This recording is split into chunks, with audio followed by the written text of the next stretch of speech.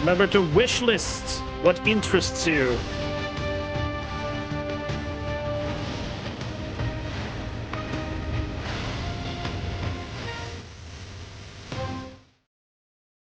The future is now.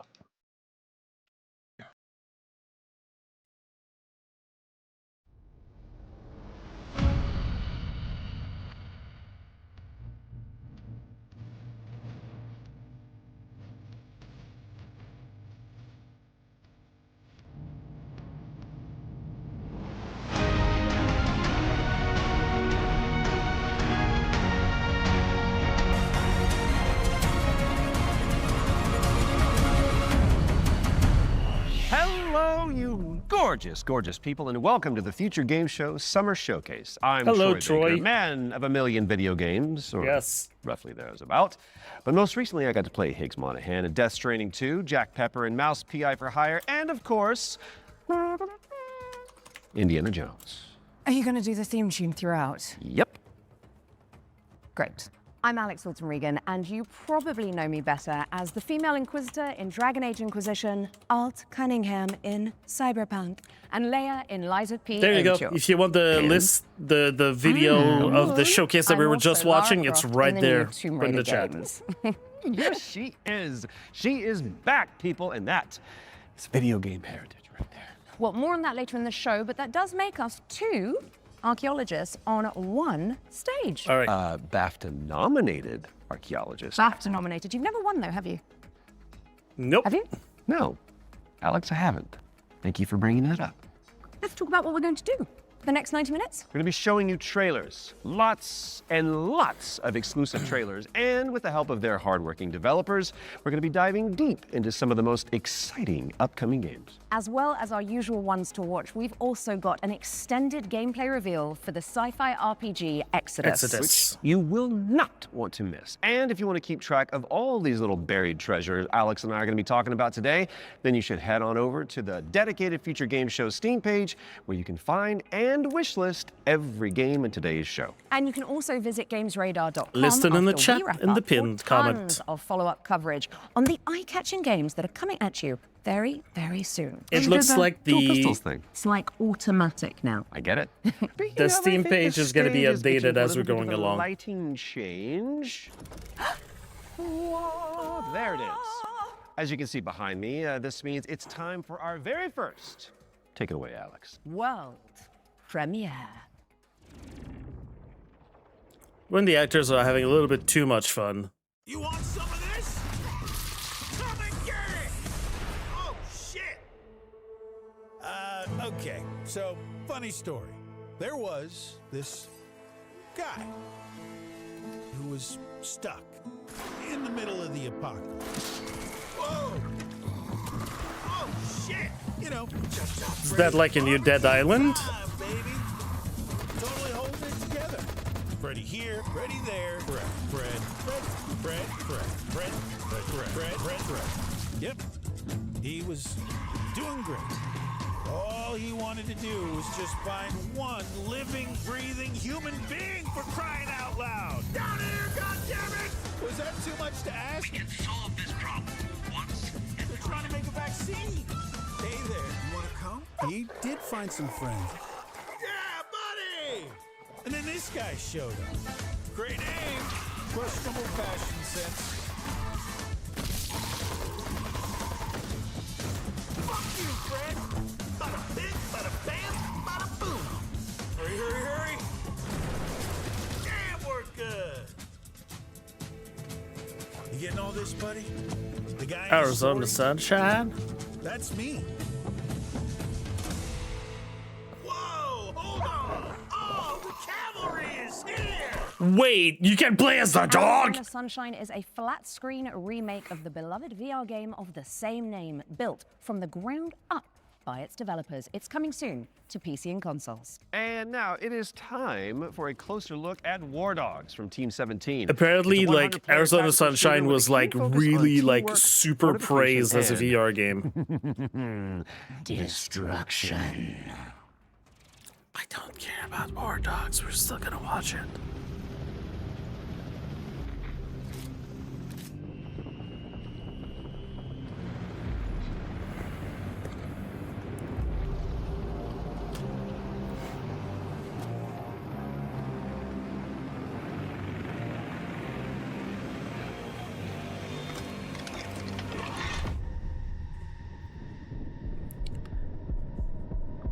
Is this an extraction shooter? Alright, I'm going.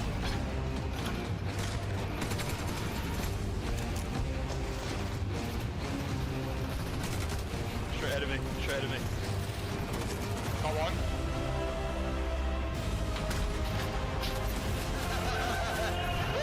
I've got defib, I've got defib. Okay, well, it's not.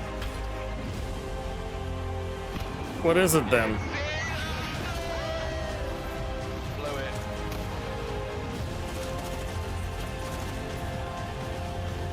Sniper on top of tower. Dead.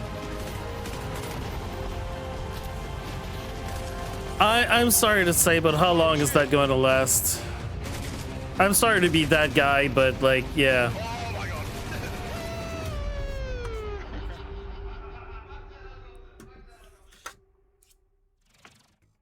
War Dogs is coming to a screen near you later this year, but the good news is you can wishlist it right now on Steam. Okay, in our next game, you play as a former detective who visits an isolated place where all is not as it seems.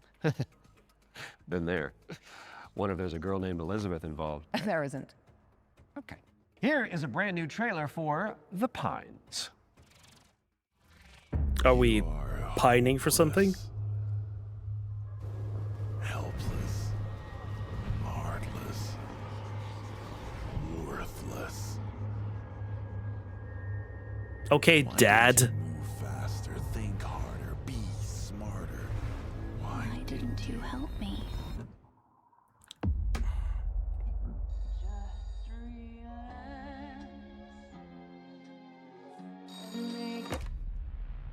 Okay, Silent Hill. Mr. Walker, how are the first few days in the Pines treating you? Oh, but you don't want to go into the forest, dearie. What the fuck is happening here? Yes. Everyone is fucking crazy. Mm-hmm. see that? That's mine. And that also mine. And I won't part with any of it. Including you.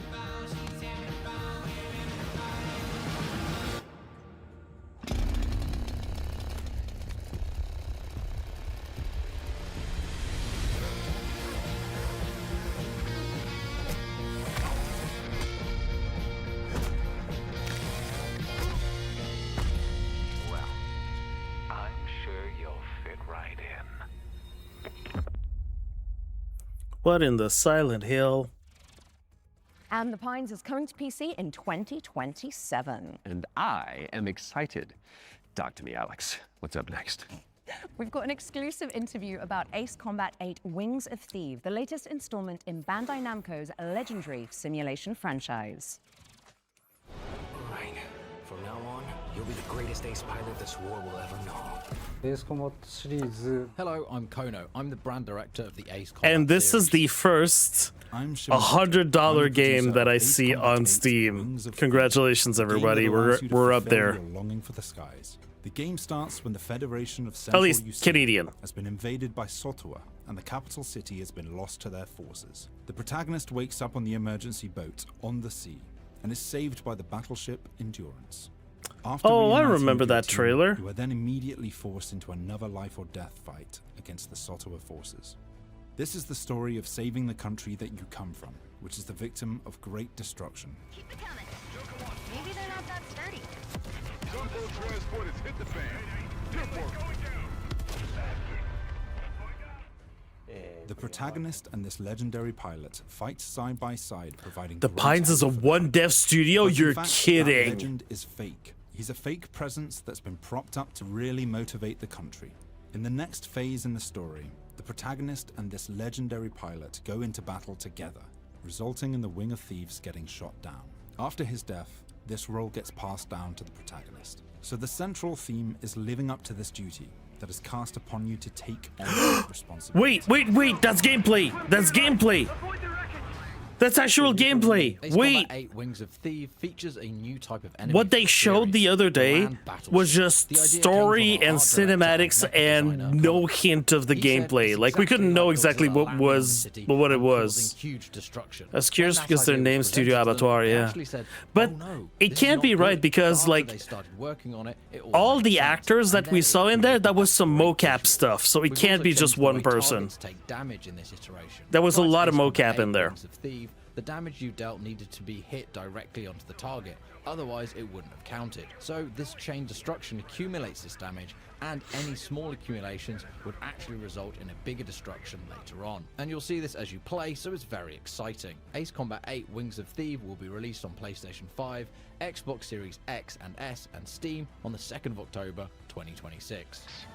These skies belong to you, Rex. Go take what's yours. I mean, congrats to the people who are wanting this to happen, but that is definitely not my jam. Ace Combat 8. But hey, Wings of we saw Thieves 20 coming to seconds PC of and actual consoles gameplay. later this year. And we are heading backstage now. Oh, good. I could use for a cup of No, coffee. Troy, babe. The backstage. It's the new DLC for Little Nightmares 3. Oh, right. I imagine you've got what? Horrors? Yeah. Yeah. Smiling producers with their clipboards, sweaty cheese plate, craft services. Or an evil puppeteer and an army of shadow monsters would make a bit more sense. Oh, yeah, that's better. Let's see that. Maybe they meant one dev, one studio, not one person. I don't know. That really felt like, you know, advanced work for one person. Unless most of the assets that were there were all AI generated.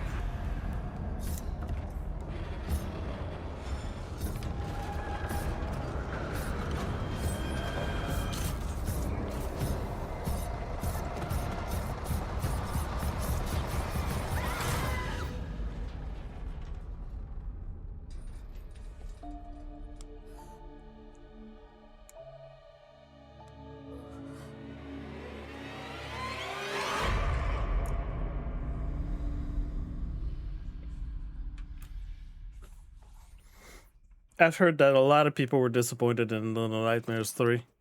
And the backstage is a brand new DLC for Little Nightmares 3. Where you can explore the dark underbelly of the Carnival in solo or co-op. So you really should reach out to your most fearless friend ASAP because it is launching on June 12th for PC and consoles. All right, now it is time to check out Engine Fall, a post-apocalyptic extraction shooter set on a series of colossal megatrain. It's like Snowpiercer with crafting. Ah.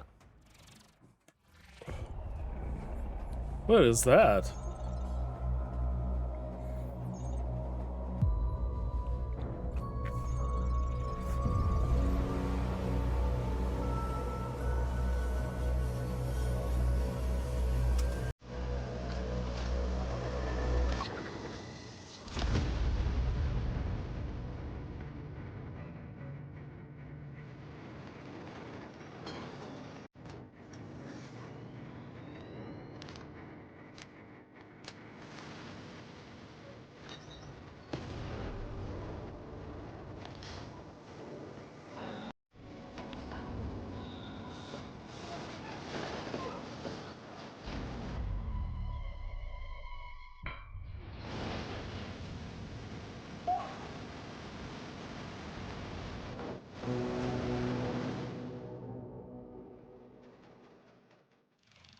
I heard about that a long time Make ago. your way to first class, which is the only way that Troy Baker travels. True.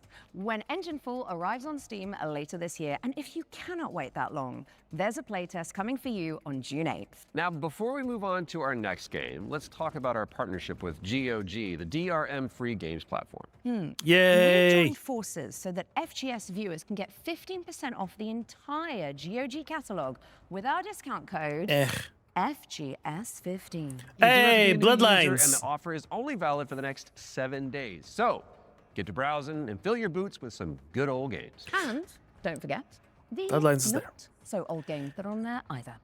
Okay, let's check I'm in just on gonna the let you upcoming know remake that of 15% Gothic, is, genre-defining RPG from the early 2000s. is piss Now, poor. if you like medieval adventures like Kingdom Come Deliverance or The Witcher, There's more this bigger next one, sales there. definitely for you.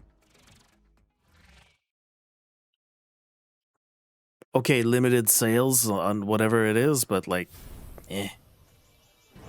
Brothers, the time is finally here.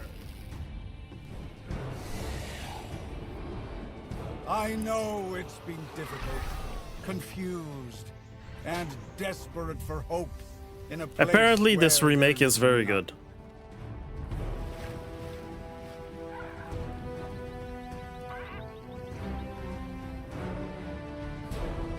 All these years, the unbelievers mocked you for your faith. But do you know what I see? I see strength. I see men who live for a higher purpose.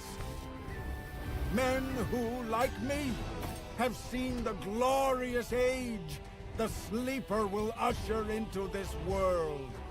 Once he awakens! Tonight, we shall show everyone how wrong they were. Sleeper, awaken!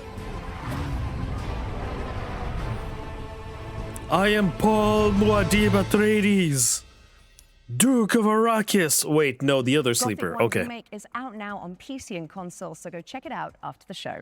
Okay, now for something a little different. You have definitely heard of Sky, Children of Light, the cozy MMO from the makers of Journey. Well, we are pleased to reveal today that they're creating a brand new game experience based on the life and legacy of the legendary painter Vincent van Gogh, which is Goth.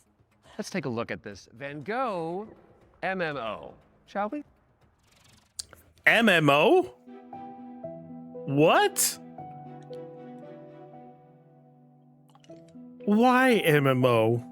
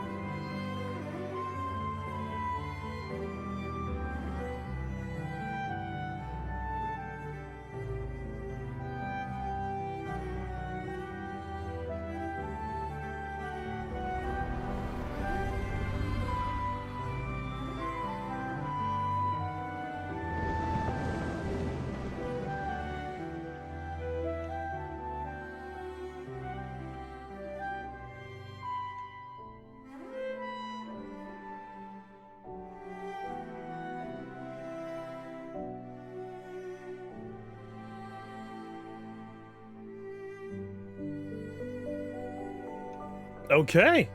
Damn. Experience in Sky? What's that Sky mean? Children of the Light's Vincent van Gogh experience launches on the 17th of July and includes an in-game gallery featuring some of the artist's most beloved paintings. I learned something today.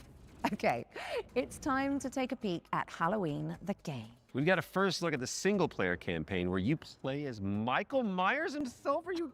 Oh yeah, baby. Okay, stop. No. There's so much evil inside him. Okay, back inside, everyone. Let's go, Myers. Fueled by his rage, I shudder to think what he might be capable of. Since when do they let them wander around?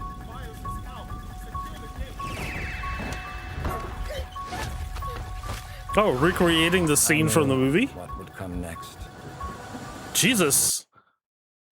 They got the Every likeness soul of Donald unfortunate Pleasance. enough to cross Michael's path would suffer. No one knew of the evil that was walking among them. Unreasoning, relentless, evil. But sometimes I think the truth was something much more terrible.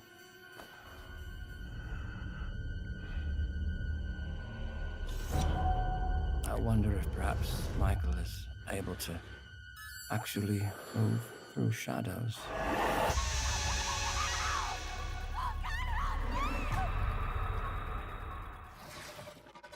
Play through Michael Myers' origin story when Halloween the Game lands on PC and consoles this September 8th. It said single player Next up, and we've got the launch multiplayer trailer for experience. Realm of Ink, an indie action roguelite with a brushstroke art style. Even though I am a fan of horror and I like my horror movies, This feeling. I have no interest in playing that game. I've arrived at this moment before. Time and time again.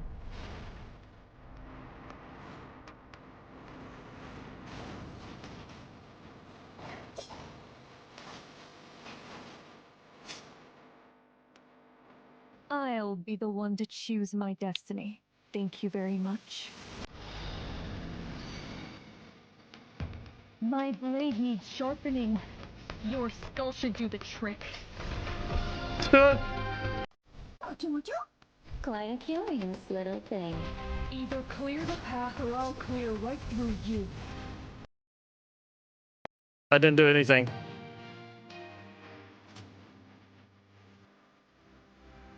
Okay.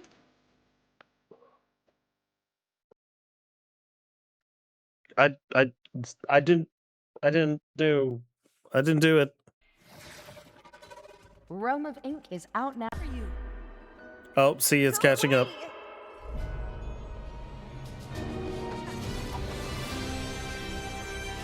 Oh, jeez.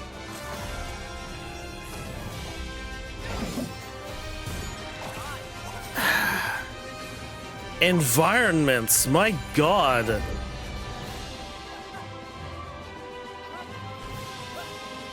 This is gorgeous. What a gorgeous looking game.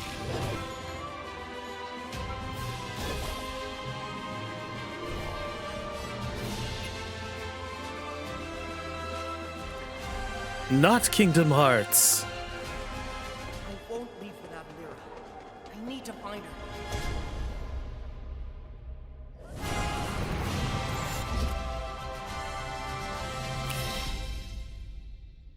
Dusk Fade. Okay. Shatter the shackles of time when Dusk Fade lands on PC and consoles later this year. Now, we all remember Cairn, don't we? It's a Death Stranding-style trek of a deadly mountain rage, one limb at a time. And good news if you're a fan, as we've got There's the a exclusive DLC. release date trailer for the game's first free DLC. You don't have the exclusive. It was announced a few.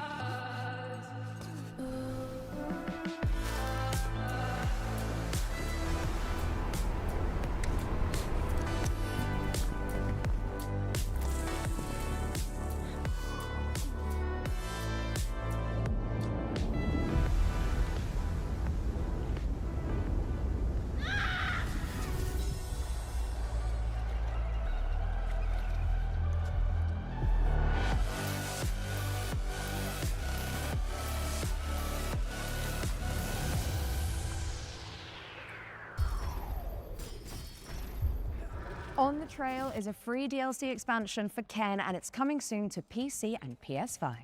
All right, folks, our next game is like It Takes Two, but on wheels. You play as a pair of dinky RC cars, solving puzzles and unraveling mysteries in a rather strange laboratory. Here is the latest trailer for Wheelmates. Some people picked up on the fact that Rhythm isn't just synchronization. couples games are actually the frickin' bomb. Two minds into one. Because there's more and more of those coming out every year.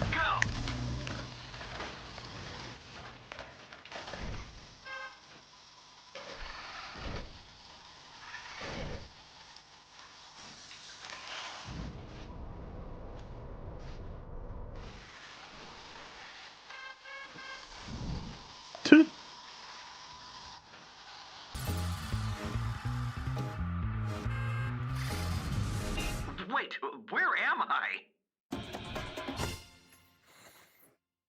And a friend's pass. Okay, that's cool. That's cool that they mentioned it. Later this year, so you can check it out with a friend in tow. And now for something completely different. We've got a cinematic trailer for the anime shooter WTF, which stands for what? Waifu Tactical Force. Oh, don't you just love acronyms? I thought this game was actually never going to happen. It was supposed to be released last year, and then it got moved and moved and moved. Before the final phase.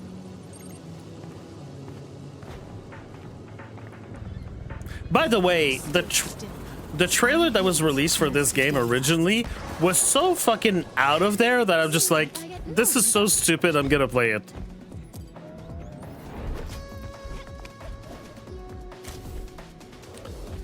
And by stupid, I mean, like, there's more like, what exactly did I just watch? And okay, so the finals, basically.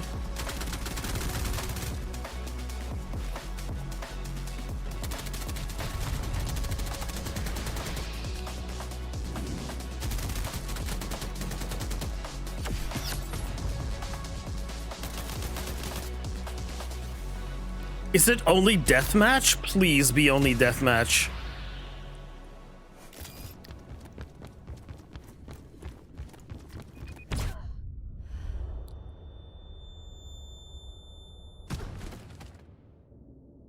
Like I wouldn't notice a helicopter in my airspace. I'll let my little friend handle this.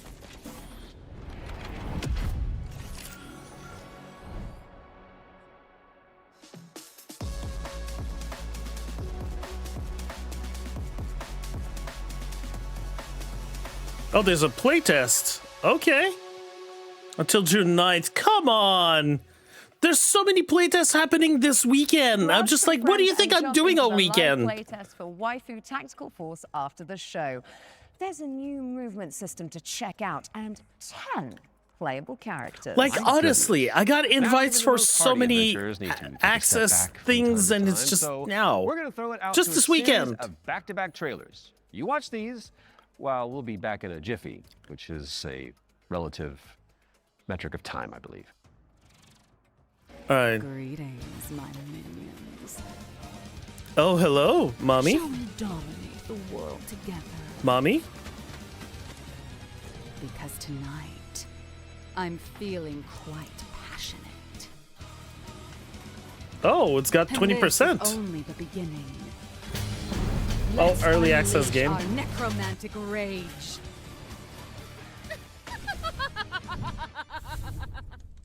Yeah, why not?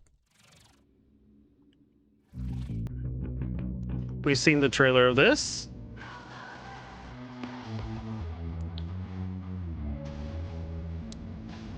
Actually, it was a dev interview and all of that.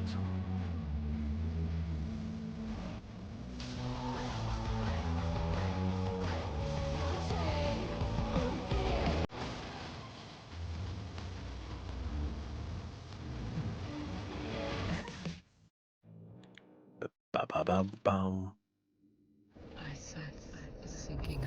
We've seen the trailer of this.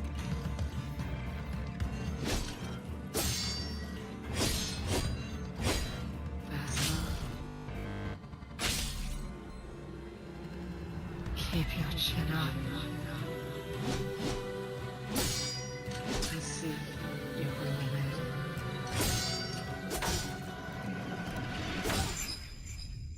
Prison of Husks.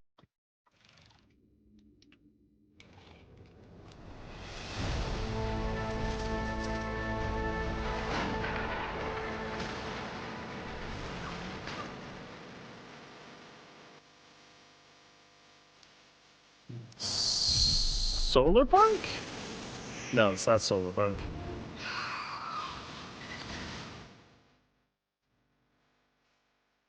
Oh, Forever Skies. Okay.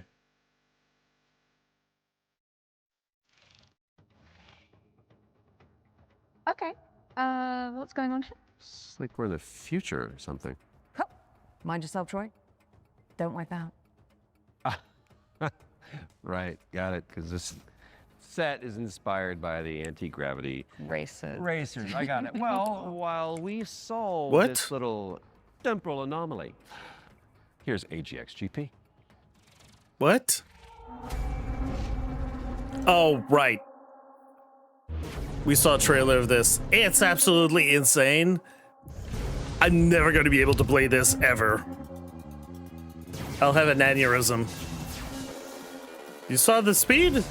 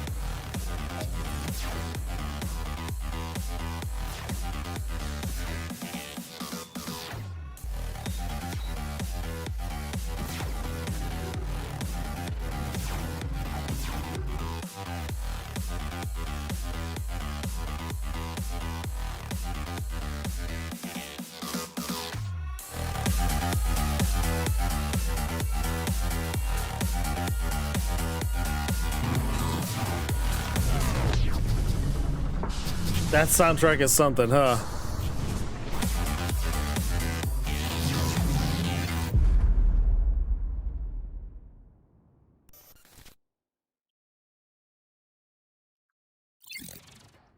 AGXGP is coming soon to PC, so add it to your wish list and make sure you check out the demo, which is coming on Monday.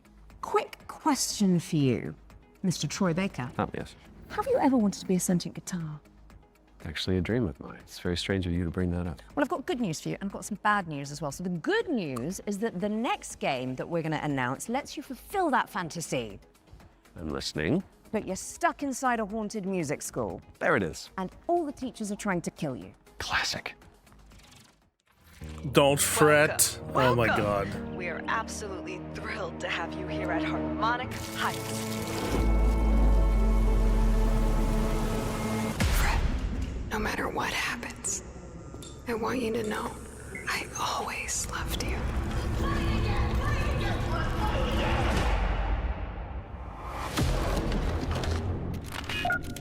What? You're in Harmonic Heights, Fred. The school. Things always look strange here. Oh, Fred! I was wondering when you'd finally find time to pay me a visit. The only way for a student to leave Harmonic Heights is the winter recycle. Scattered around the school are talent canisters, each containing the very essence of brilliance and potential. What are these things? I don't know, Fred. Nobody does. You've given me no choice! You made me do this!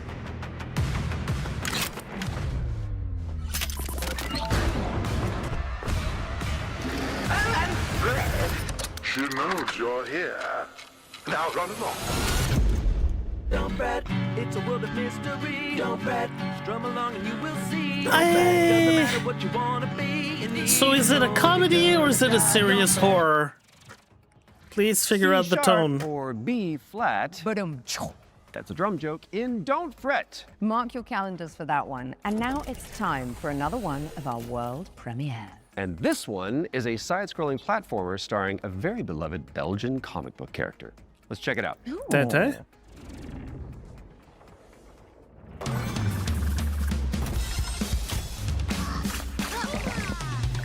Rayman? Wait, no. Oh, Marsupilami?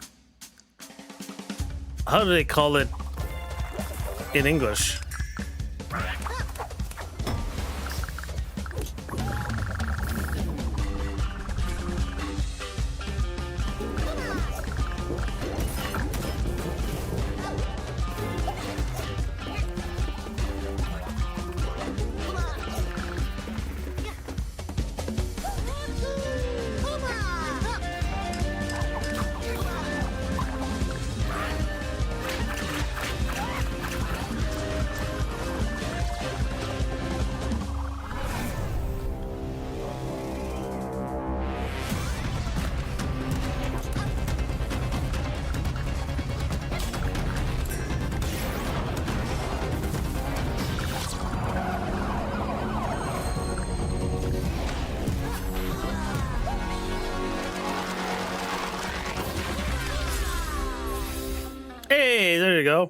Salsa Colombia?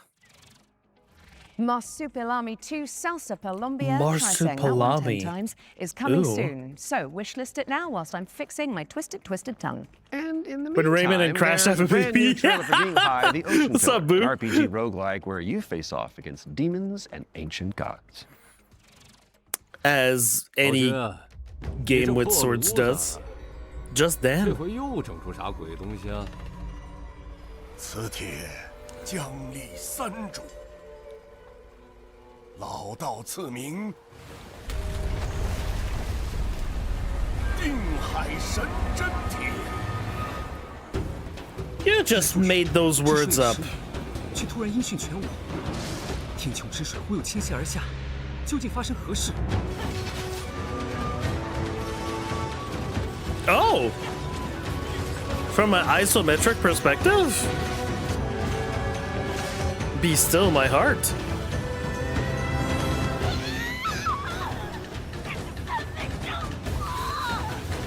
I thought it was law that if you have a samurai game, you have to be in first person. Ding Hai, the Ocean Pillar, is coming soon. Now tell Oh me, yeah, Boo, you're the one that was talking about Ace Well, Combat, we've got our right? first ones to watch deep dive of the summer showcase, which is where we take out our little trowels, lift the topsoil, and gently brush the dirt off of a game that the internet is raving about. Oh, it's just like real archaeology. You know. But with less paperwork. True. And what better place to start than the golden age of piracy with the helps from our very talented Assassin's friends at Creed Ubisoft. Black Let's dive Flag. into the world of Assassin's Creed Black Flag Resynced.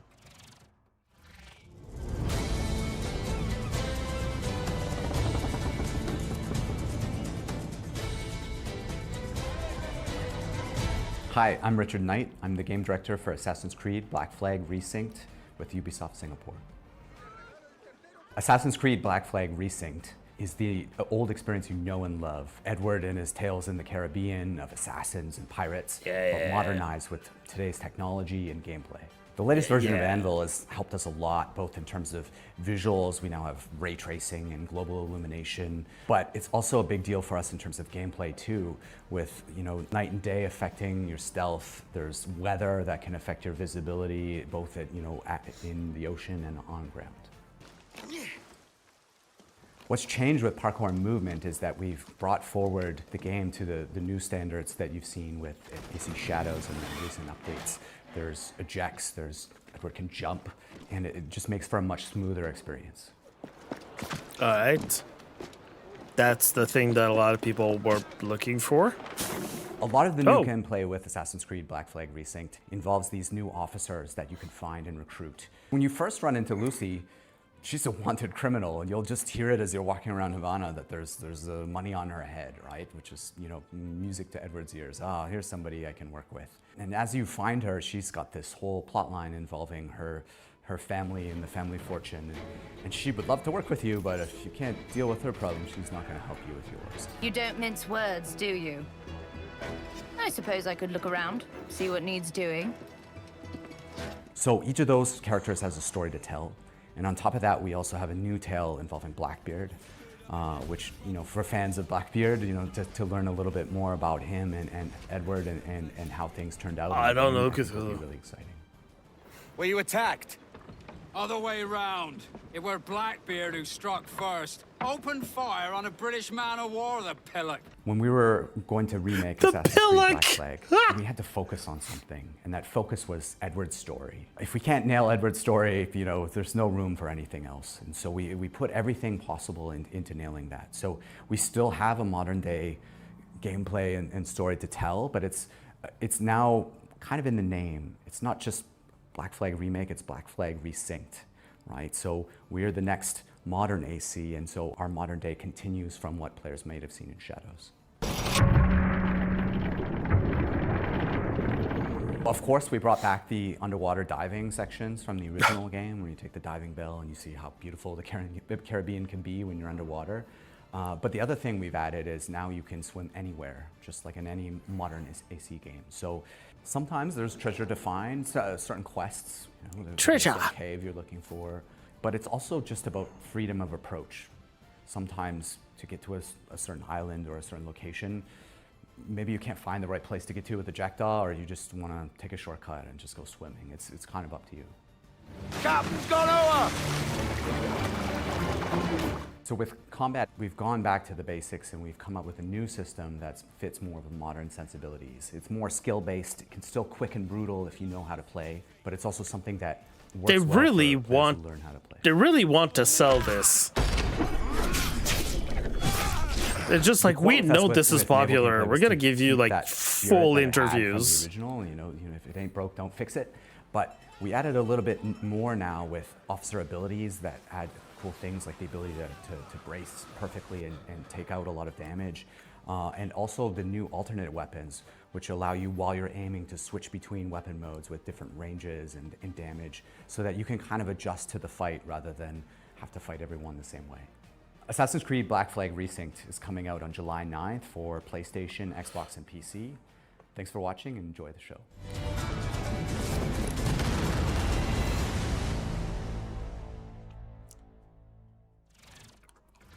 Assassin's Creed Black Flag Resynced is coming to PC, PlayStation, and Xbox on July 9th, later this year. We were doing so well. That was at least tasteful. If you say so. Speaking of taste, if your appetite for the 7 Seas is still yet to be salted, I'll stop. You can find out even more about that one by checking out the hands-on preview over on GamesRadar.com. Now, we've got a very special treat for the blasphemous fans among us. Let's take a look. Among Us.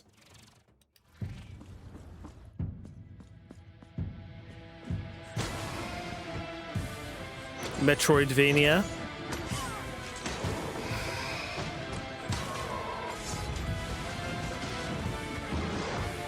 This castle has a life of its own.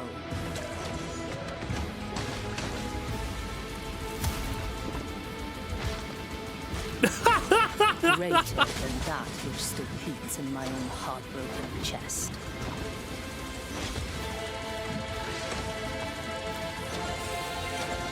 What?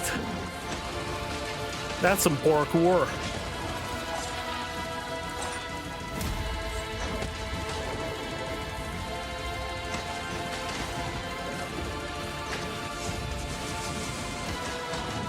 Let the curtain fall.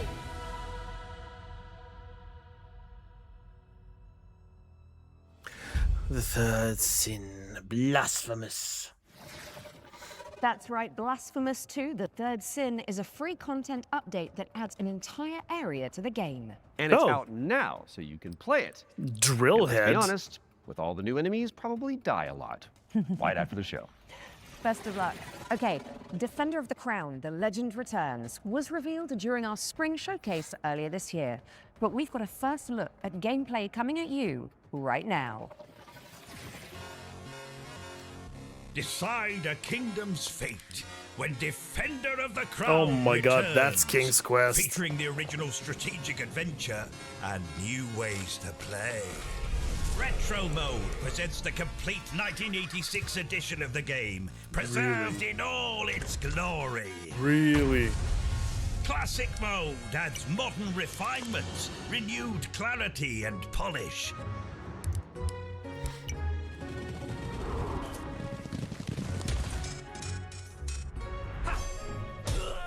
And introducing Kingdom Mode, a brand new roguelike of dice, decks, and destiny. Forge your battle-ready deck and cast your fate into the fray. Chart your rise to rule all of England as you go on campaign to outwit your rivals. Unlock new tactics and new dice to strengthen your claim to the throne. 3 modes, 1 legendary experience. Defender of the Crown. Wishlist now. Defender of the Crown, The Legend Returns. Lands on PC and consoles later this year. So get it on your wish lists pronto. And I think I'll handle the British accents from now on. Okay, Troy? Aww. Sticking with the historical theme, here's some exciting news about the period shooter Hold Fast, Nations at War. I don't know. Period shooter? I know a few friends that would love to shoot their period if it was possible.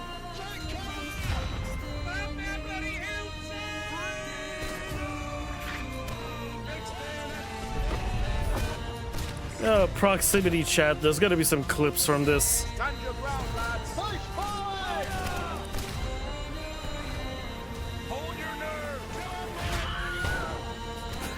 Wilhelm scream. Hold fast. American Revolution. Releasing June 11th. Play early for exclusive rewards. We can rewrite history. Hold Fast American Revolution is a free expansion for Hold Fast Nations at War, and it's launching on June 11th for PC, PlayStation, and Xbox. That is just a mere few days away. That is America. Visit holdfastgame.com even got the eagle for more info. Now, let's check out the release date trailer for They Will Come, a steampunk stealth game set on a vast airship. They will come. Uh-huh. Are you sure it's not the Hellraiser game? Yes, I'm scared. I don't even fully understand why I made it. Maybe it was the power of the idea. I guess I pursued it as a failsafe to be used in fighting enemies of this dark world we now live in. Your mother always said that if I continued making it, they will come. Forgive me, my son. I have doomed us all. What the fuck? Just a little kid? Give up. Your family is captured. The device must be mine, boy. Did you hear that, boy? Give up, or people will start to die. Defense cannons on the Endeavor are down. The attack has been successful.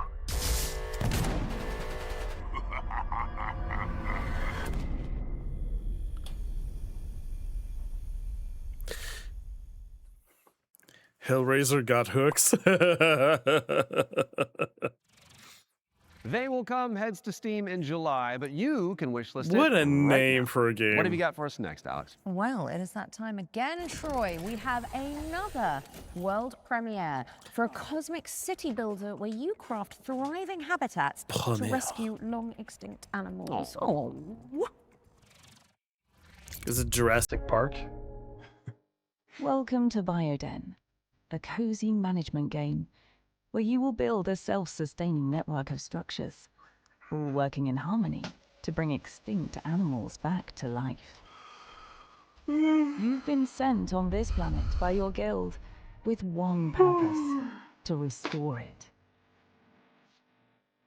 Your arrival on this wounded planet will be one of discovery and exploration. Resources are scattered across the land. Search for them, as each one is essential. I'm not as just your doing colony that takes shape, my your back. buildings will need power, and sometimes water. Connect them together. Weave a network across the land. Sometimes water. But plan with care. Every structure you place carries a cost. What? Observe the mating? Pulling against the very mission you're You here want to us to fulfill. look... Okay. I'm not gonna ask. The planet won't heal through structures alone. Bring species together, help them settle, and let the cycle of life begin again. Inside your dome, you'll welcome back Have them dozens of fuck like extraordinary nasty species, animals. Like each one nasty with its beasts. own needs.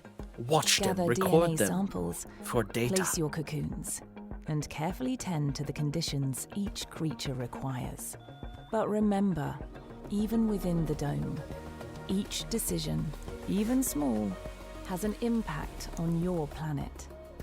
Such as? This world is waiting to be cleaned, restored, and brought back to life. Your planet is waiting for your arrival.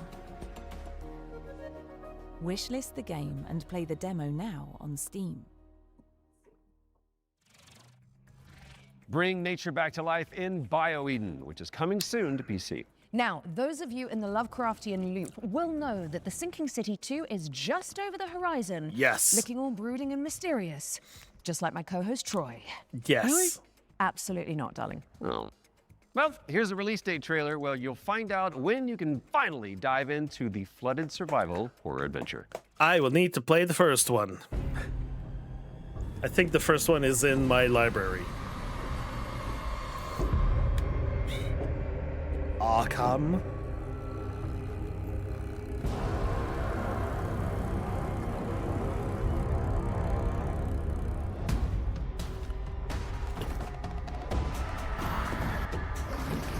This is normal. This is all normal. Investigation is survival, yes. I must deduce that right now I'm screwed.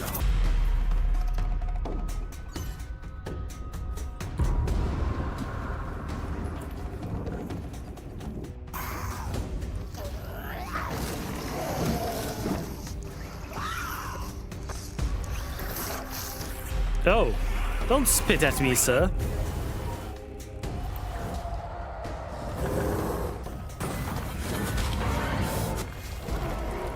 Oh.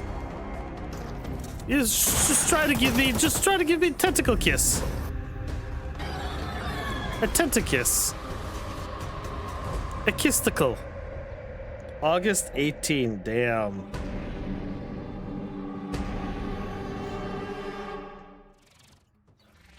The Sinking City 2 is just a few short weeks away, and there's a demo available to play right now. I'm in trouble. So go check it out. Just don't listen to the call of the void whilst you're in there. Pro tip. Time to lock in, folks, as we get a world premiere up next. Now, this one is an attempt to revive that golden era of early skateboard games. You know, when Tony Hawk was at the peak of his powers. And who better to tell you about it than Tony Meyer, Hawk. one of the world's most talented modern skaters and an Olympic hopeful to boot.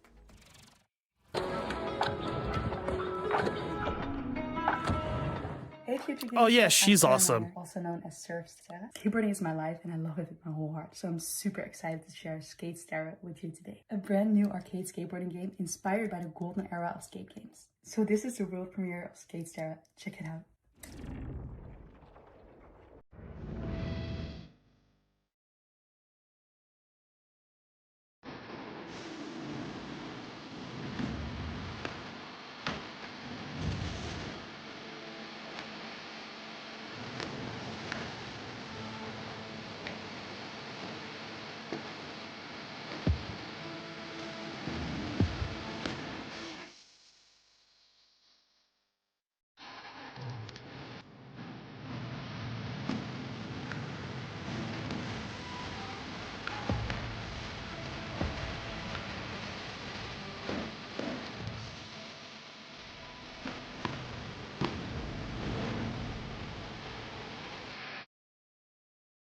Skate. What? Wishlist at the ready because Skate Stair is coming to PC and consoles. Stare. Okay, sorry, I couldn't see with the font that was used. Expansion coming up for one of my personal favorites. Yes. It's time for another run at Vampire Survivors. Yes.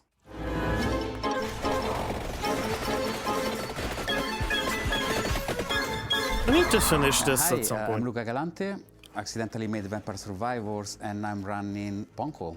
I made this expansion of Vampire Survivors called Emerald Diorama that was very expensive to make, but we gave away to the players for free. And so I started for a way to do some spin-offs, maybe. I tried to get in touch with other teams, indie developers, to see if they were interested into working on some of these spin-offs. One of these we released just a little while ago as Vampire Crawlers. Yes. It's a game based on specifically being able to play at your own pace, play your cards effectively as slowly or as fast as you can. I got that a was lot of other very ideas, smart. But there's definitely more a spin-off coming, especially after seeing the success of Vampire Crawlers and that it paid off to effectively try and to do something unusual, but always following the same Apparently, idea at the end of the day, Ponko which is that like I am popping the off first in China. player of my own games.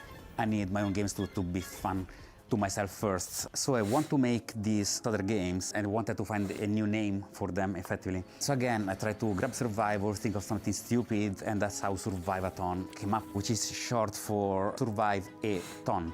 Very soon, we're going to see the first game in this lineup, and people should expect a game like Vampire Survivors, that's the whole point, with a different spin on it. And this spin can come from a different metagame or different feature that they serve, a fact that doesn't actually fit Vampire Survivors, but that would fit different gameplay mechanics. I'm not planning to let go of Vampire Survivors anytime soon. There is still, the community is huge, they want more content. We're going to release a new DLC quite soon. This DLC initially was supposed to be just a little add-on to the Legacy of the Moonspell DLC. And as it's very common for me, I start something really small and it ends up being way too big. And so now it's got its own life. It's going to be called Legacy of the Blood Moon. And players can expect a small DLC with something 8+ characters, 8+ weapons, plus evolutions. But I can also expect a very low price of 80 pence, something along those lines. I'm definitely going to keep updating it for as long as it makes sense, as long as it is sustainable. If anyone wants to stay in touch and get to know more about what we're doing, please visit punkolab.com, where you will find a fantastic and useless also getting into the game publishing scene as well. We have a lot more announcements in the near future, but for now, here's a trailer for the new expansion of Vampire Survivors, Legacy of the Blood Moon. This guy made bank. Unscrupulous beings consumed by ambition. A cautionary tale, or a story better left untold. There's no retreat once this threshold has been crossed. If you really want to see it through, then just take my hand. I'll make you understand. Malice Blood Moon, the ruthless The blood matron. of malice ensnared the night shadows, and by unholy communion a macabre dance began.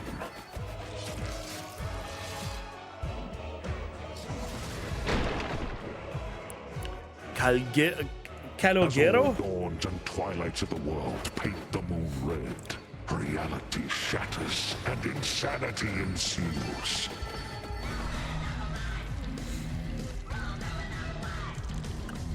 What? Ashtat found the immortality she sought, but only in the flesh. Her soul taken as a toll by the abyss. What?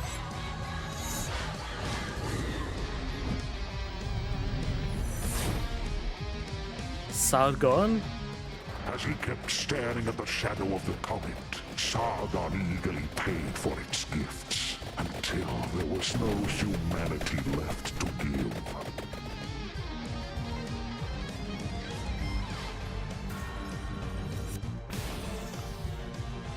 Balthazar. The top seat of power. Baal was so high he couldn't reach anyone anymore, and eternal solitude turned into eternal madness.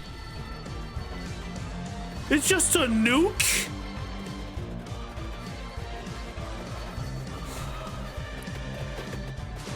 Oh yeah, we're getting back into Vampire Survivors. Holy shit. Legacy of the Blood Moon, an accidental Vampire Survivors expansion from Punkle. Coming soon. Accidental. Prepare your wish list because Vampire Survivors Legacy of the Blood Moon is coming to PC and consoles later this year. Now, here is another, wait for it, world premiere. And it pertains to one of last year's truly best games. Let's check it out. Okay, not there. Entry 3452, 2 days until sunrise. Mission scientist Jan S. Dolsky. If I never wake up again, know this. The Oasis survives, even under the destructive sun. I must go underground. Next entry in another 13 years. If you're still out there by that time, don't give up. I know it's trying to tell us something. Next cycle, we need to be better. The altars? Oh, really? I just never heard of it after it was done.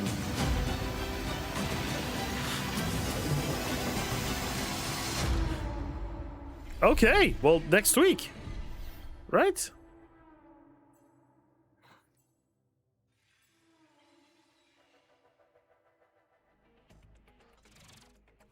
Alex Jordan and Jan Scientist fans rejoice. The Alters is getting a DLC expansion called Last Variable. And I don't need to tell you to wishlist that, do I? No. And now let's take a look at Animo. It's a free-to-play creature collecting RPG. Oh, important question. Is it full of adorable little guys? I really like adorable little guys. I mean, have you seen what's happening on the screen behind you? Aww. Let's play the trailer.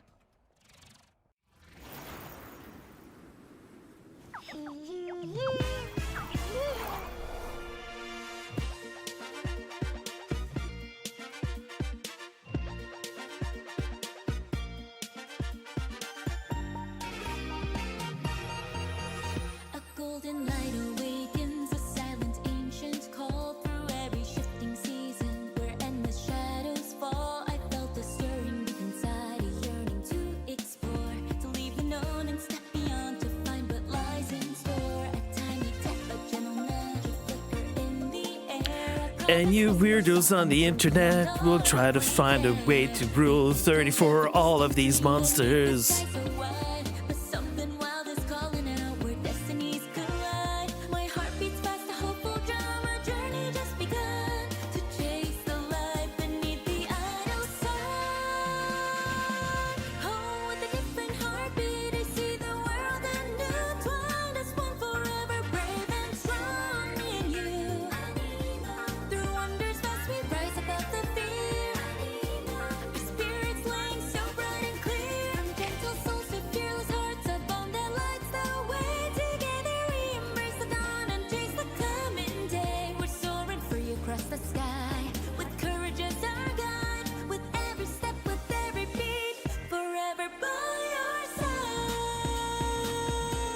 We've learned from Palworld.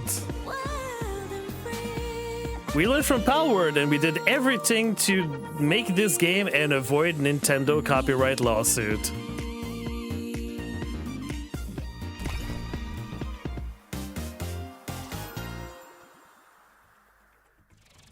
I smelled bitch and no, there's not gonna be any. Year, but you can wishlist it now on Steam.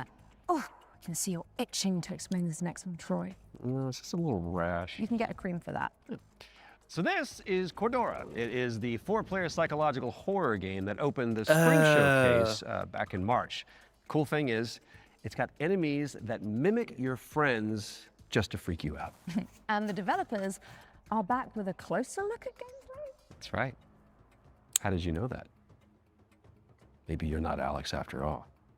Tell me something that only Alex would know. You can't prove that. Okay, she's real. Roll the trailer. Now. Yeah, I thought this one was a little too bleh. Dude, shut up. For men with nerve. They may be your crew. But inside the maze, don't trust anything they say. Hello? Harry? Where are you? I'm here. Harry? Mike? Wait, there are roses. Mike? I found the radio. Cool. I'm here with Harry. What? Harry? Dead. Mike?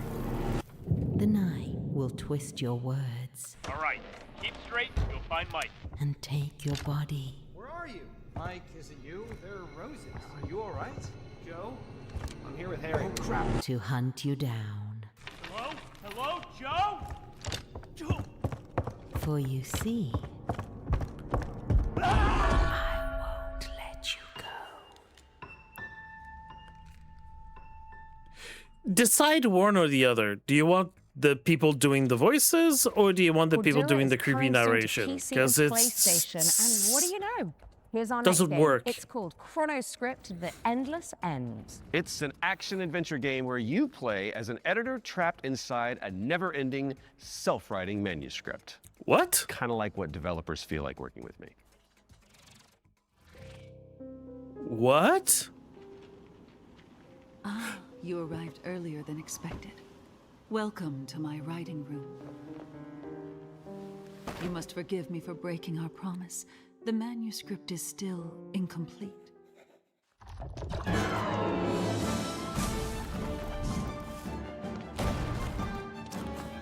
Oh, so it's a platformer, okay.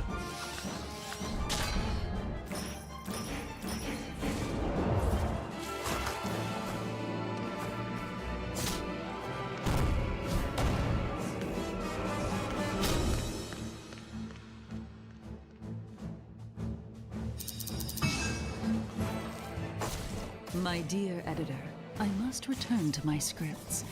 I do hope you enjoy what lies beyond the end of this endless story.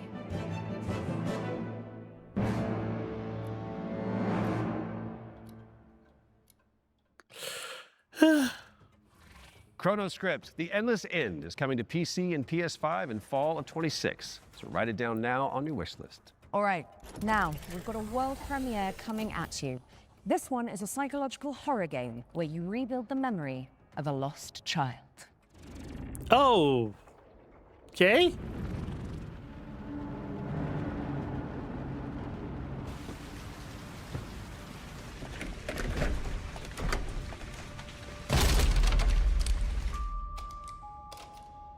Wait, he was pulling on the door and then he just kicked it in. The other physics, logic.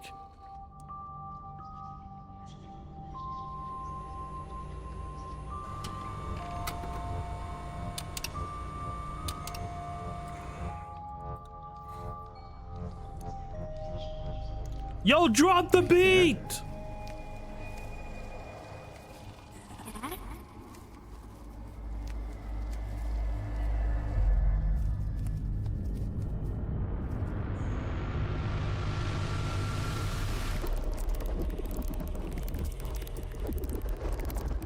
Not yet.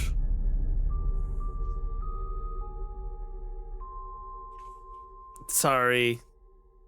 Either a trailer that explains to me what's happening That or was some your gameplay. first look at Impermanence, coming to PC in 2027. And if you're hungry for more amazing games just like that one, stay tuned after the Exodus extended gameplay reveal at the end of the show for the return of FGS Live from Los Angeles. Our hosts are in the City of Angels to bring you all the latest news from the summer gaming events, as well as some of those wonderful world premiere trailers you love so much. In fact, here's a little teaser of what you can look forward to. Okay.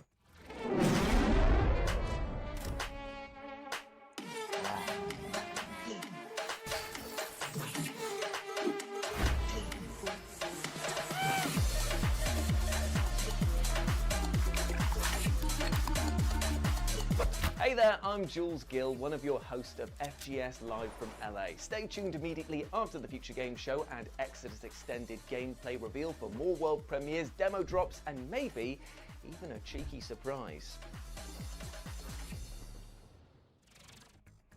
You heard them. Make sure you stick around after the Exodus extended gameplay reveal for FGS Live from Los Angeles, hosted by our very own Amy and Jules. We do love them. We you do love guys them. break a leg. Right now, let's get back into the games with a closer look at The Lift, a supernatural handyman simulator inspired by the SCP Foundation. What? Hello, Future Games Show. I'm Ivan from Fantastic Signals, and I'm here to tell you more about our upcoming supernatural handyman simulator, The Lift. The Lift is an immersive story-driven first-person simulator where you play as an engineer on a mission to investigate and restore a massive research facility abandoned after a mysterious catastrophe. From day one, it was paramount that The Lift feels really good to play. All interactions with the world are built to be extremely tactile, so it's not just about what you do, it's about how you do it. How it feels to pull, push, rotate, switch, clean, screw in, click, tune, tighten. All these engineering verbs are at the very core of the gameplay loop, and every action is elevated through responsive animations, fine visual effects, crispy audio design to deliver an almost ASMR-like experience.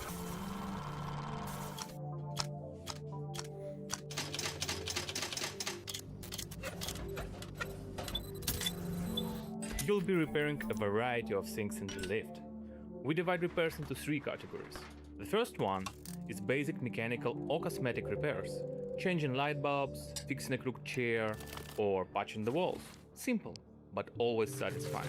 The second category is electrical devices. We have developed an ecosystem of electrical and mechanical components that you can assemble. You can find, craft, and unlock many different parts used to bring the machinery back to life. All devices are connected to the electrical grid, and sometimes you will need to reroute power from one point to another or disassemble a machine to get parts needed elsewhere.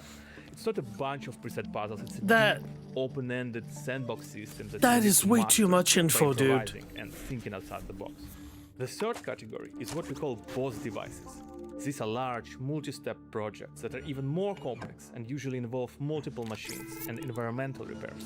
Like, for example, the interdimensional antenna.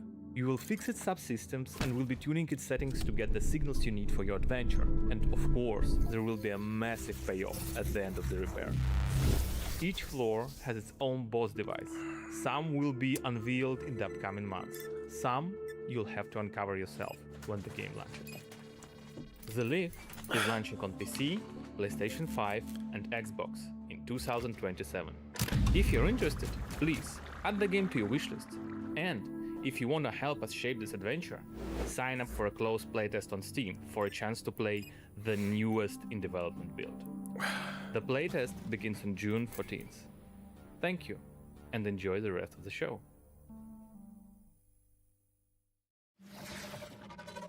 The Lift is coming to PC in 2027, but you can and should wishlist it right now on Steam. Our next game is technically a theme park simulator, but there is a morbid catch. Oof. Never-ending coasters? Salty fries? Expensive bottled water? Not quite. The owners are trying to eat the guests. Oh, that's a new one. Here's wow, My Cannibal Family. Did you hear the mob dumped one of their own in this goo? Not just that. I heard a flesh-eating creature crawled out of it. Huh?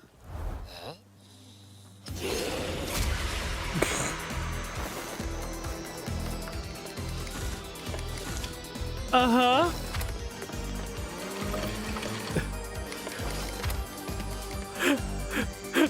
The names. There was BB Yaga.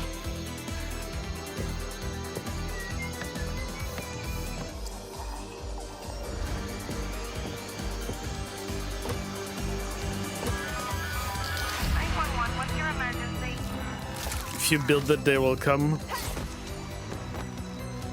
Kevin. Oh.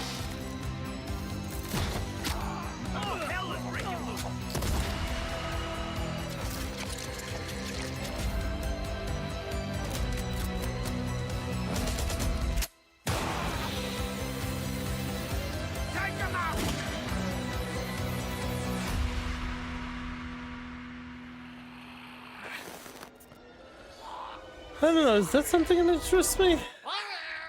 Of course there's a baby. Why is there a baby? Of course there's a baby.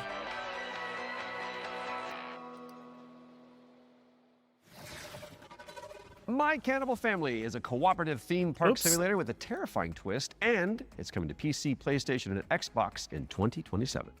And here's a dark fantasy extraction game where you team up or go solo to take down enemies corrupted by the blood of the gods. This is Mistfall Hunter.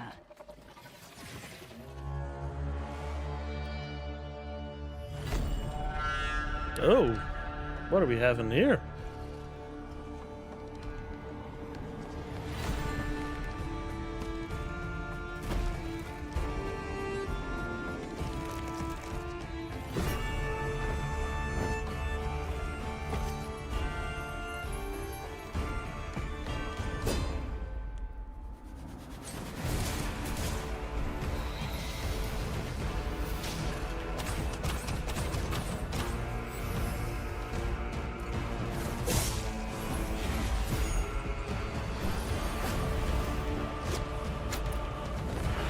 It's fun to see characters that elect not to use their eyes.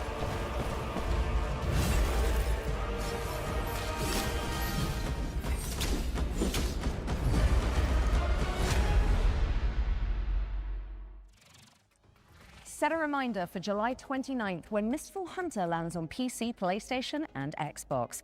Right, I think it's time for our next Ones to Watch deep dive. Troy? Indeed it is. And here's an exclusive interview with Saber Interactive about Clive Barker's Hellraiser revival.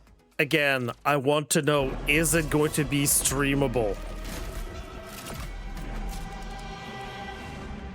Hi, I'm Anthony Default from Saber Interactive, and I'm the narrative director on Hellraiser Revival. The backstory for the player character Aiden is that he's this guy who has his entire life been consumed with yearning. From an early age, he's sought out crime, drugs, sex, danger, in order to feel more, to experience more. By the time we meet him, he's met a kindred spirit, his girlfriend Sunny, and the two of them have entered this infernal spiral into depravity. You crave what we offer. Your desires so plentiful. In the game, you'll use this mysterious puzzle box artifact called a configuration to wield the powers of hell, to burn, penetrate, slash, rip apart your enemies. And also, it's a puzzle box, so you can manipulate it yourself to solve puzzles and ultimately save yourself and your girlfriend from the powers of hell. Okay, good use of it. It was incredibly dear to us to stay true to the Hellraiser franchise. Thank you. When doing this work. So we went back to the first and second movie and to the novella that he initially wrote that it was all based on, The Hellbound Heart. Tried to kind of blinker other influences out. Yes. And we just studied those until we found what really resonated with us. Follow her, for we have such sights to show you. So in the game, the force of opposition that you'll be fighting is broadly on two sides. So on the first side, you have this cult that's obsessed with the Cenobites and with trying to create their own Cenobites on Earth, ones that they can control and use in order to essentially grant themselves infinite pleasure. So this cult, they're trying to find a way to advance their goals. That's clever. And to do so, they need this Genesis configuration that you're wielding. You need the Genesis configuration to complete your bargain and try and get Sunny's soul back. The second category of enemy is what we call the unworthy. So these are beings who have used configurations themselves in the past, and in most cases have been like interred into the labyrinth where they've been tortured for some sort of eternity and discarded. Who are now released by the actions of the Genesis configuration and are seeking you, thinking that you're their way out, you're their way to freedom. So they're these depraved, decrepit souls who are desperately trying to kill you and take what's yours. And where do the Cenobites come in? Hellraiser Revival is coming to PC and consoles in 2026. We've got plenty more to show you throughout the year, so stay tuned. You can wishlist the game now to join in, or you can follow us on social media, where Pinhead himself will often be in the replies. Thanks for watching, and take pleasure in the rest of the show. Wait! If it's... Make your devotion known. If it's coming out this year, you have a release date. Clive I'm Barker's sorry. Hellraiser Revival is coming to PC, PlayStation, and Xbox later this year. So go pin it onto your wish list. Because of the pin, got it. Yeah. Well, it is time for another world premiere, and this one is a medieval Metroidvania starring a plucky little snail.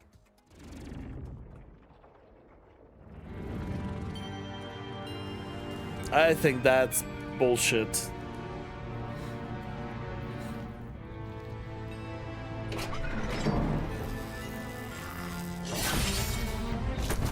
Oh.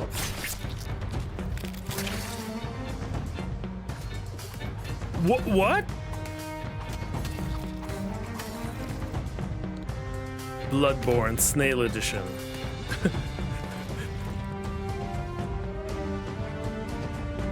Dark Snails. It's Dark Snails.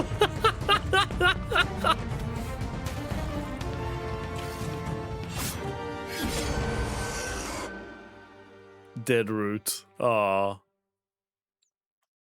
They could have called it Dark Snails, and everybody would be like, Dead see Room what is you coming did there. soon to PC and Xbox. Drop the devs on wishlist to show your support, and you may as well keep that Steam tab open, because Yeah. we've got another great game up next. And this one is The Road of Dust and Sorrow, a pixel What? art survival horror game inspired by Silent Hill. Ooh.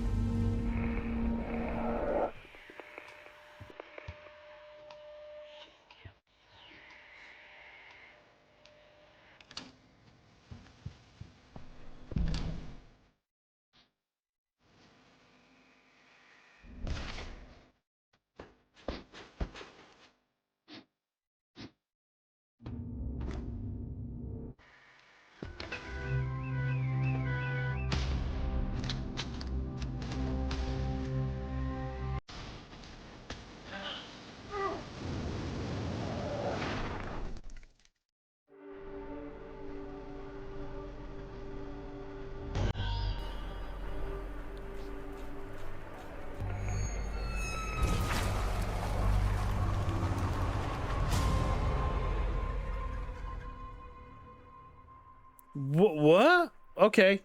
I'm interested. What the heck is this? The Road of Dust and Sorrow is coming to PC and consoles in 2026. Okay.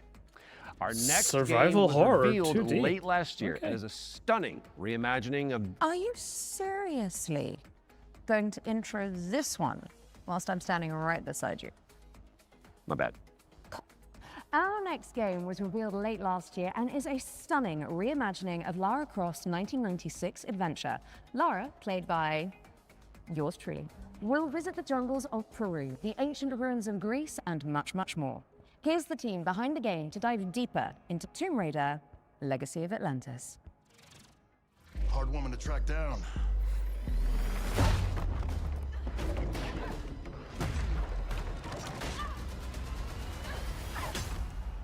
Well, you found me.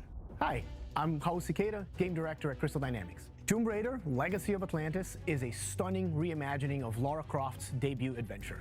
We've taken Lara? the legendary 1996 game and completely reimagined it from the ground up, with jaw-dropping visuals, modern gameplay, and a few new surprises.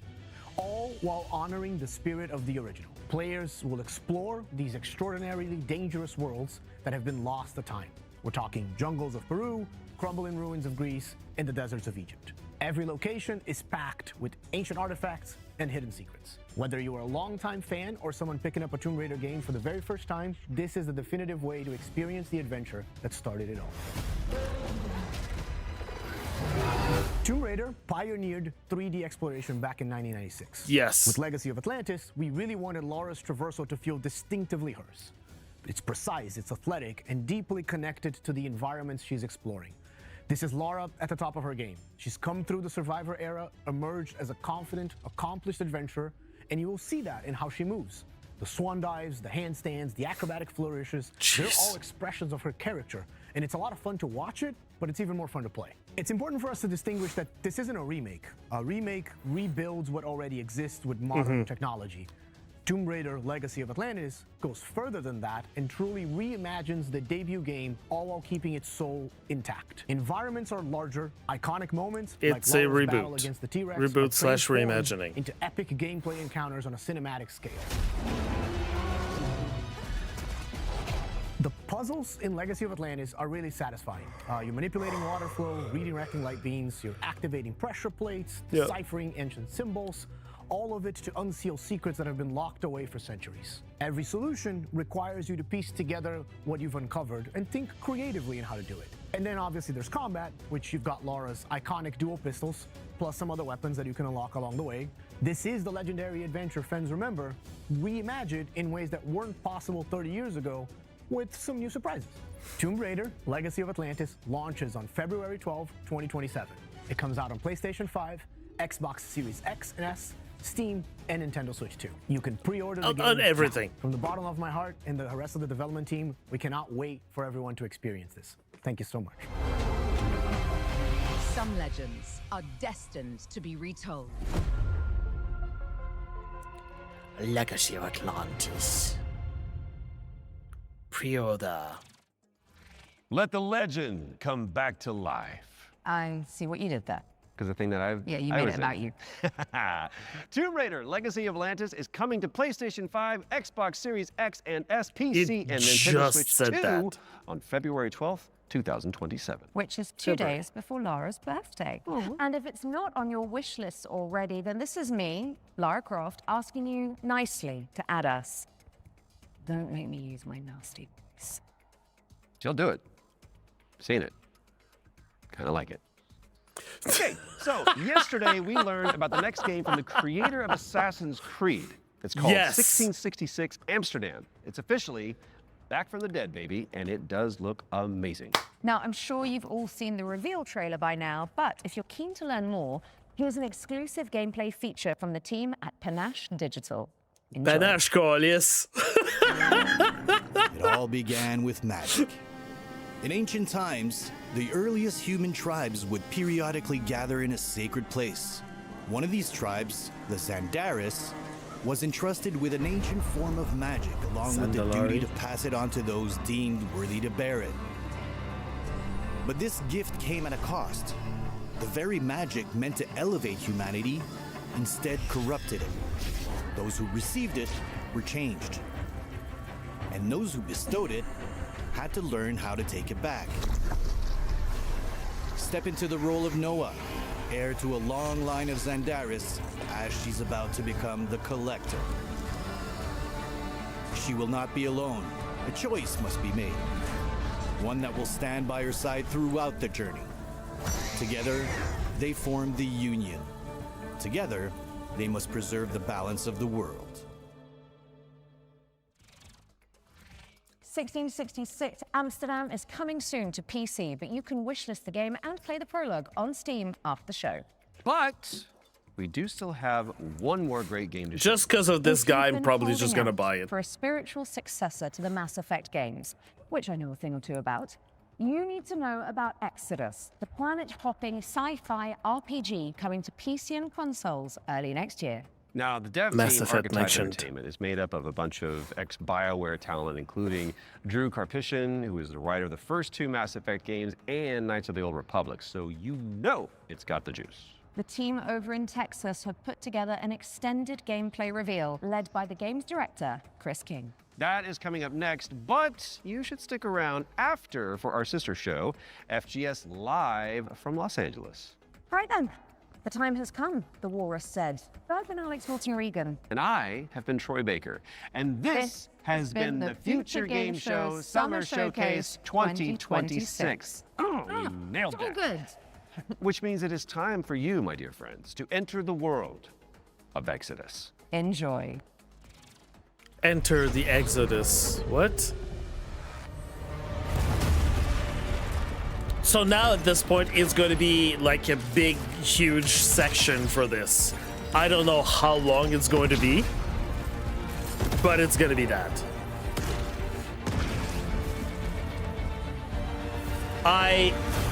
It's the first time that I've heard about this game and being told that it is a spiritual successor to Mass I'm Chris Effect. King, game director on Exodus.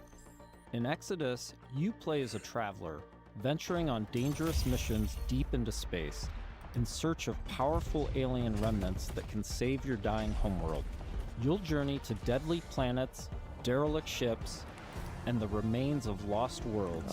Derelict ships. While using your wits and teamwork to survive the terrifying creatures that try to stop you. Along the way, you'll choose who to fight beside, who to fall for, and who to leave behind.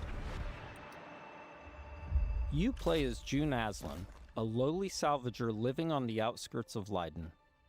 This is where his story begins, alongside Leiden. his awakened friend Houston. June, hey, come on. Houston? I'm here. Yeah, problem? Are you? Yeah. Yeah, I think so. June was orphaned from a once powerful family. He has a unique and mysterious genetic trait that lets him interact with ancient celestial technology. And it's this trait which might be the key to saving your home planet. Shit. It really works. Salvage extreme. You'll be able to customize your June as a male or female with several options to adjust your appearance. At the start of the game, you'll also choose your character's initial alignment, either a virtuous paladin or an ambitious immortal. Drop your weapons. Get on the ground. Lev, don't be stupid. They've got a combat mech. Drop your weapons now. These choices will shape your character and change how the world responds to you. Listen to your friend and let this go. Not gonna happen, you mercenary scum. Let's check out some work-in-progress gameplay so you can get a feel for the systems, storytelling, choices, and characters that make up Exodus. Well, the fighting we see looks fluid the there. first two companions you meet are Elise and Tom. Elise is an impatient mech pilot that loves to blow stuff up and leans into brute force. Tom is an experienced traveler who helps teach June the ropes. He tends to be more cautious and provides June with moral perspective. Let's join them as they start a new salvage mission. All loaded up? Gears in storage. My lovely suit. Good to go. Where's Tom? Last minute prep. Or drinking. Probably both. Does he do that often? Drinking right before a job? Man's got his vices, but he gets shit done, okay? Nothing else to say. Good. You made it. Let's hop on. Throughout your journey, you'll team up with a diverse crew of companions, like Salt, an awakened octopus. We got your back, June. Not necessary. If you die, I leave. Contract void. Wow. You don't mince words, do you? It's an octo thing. You'll get used to it. All right. Time to move out. You'll also meet other interesting characters, like the mysterious CC Orlev, voiced by Matthew McConaughey. Howdy, friends. Strange times we find ourselves in. Named CC Orlev. In this scene, CC helps out June by giving him a recycler upgrade. With the new modification added, let's see how we can put it to good use in combat. June, what's it look like in there? A lot of mercs. But I think I can thin a few of them out without being seen. We got your back, June. Things go bad, we'll kick in that door and come running. How you engage the enemy is up to you. In this encounter, June has to deal with a deadly turret, along with Lycan, the leader of the Fire Eaters. He's heavily protected, and things could get out of hand quick. Let's use this new recycler mod to stealthily take out some enemies and make things a bit easier. About the way I'm running things now. You whining bitch better fall in line, or I'll start taking fingers.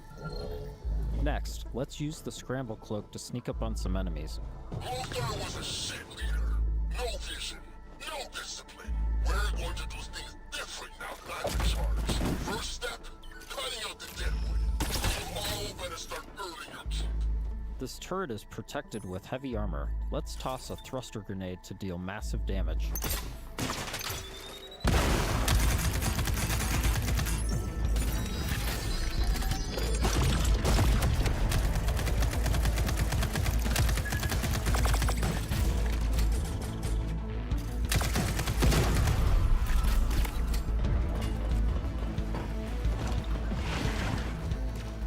What was that?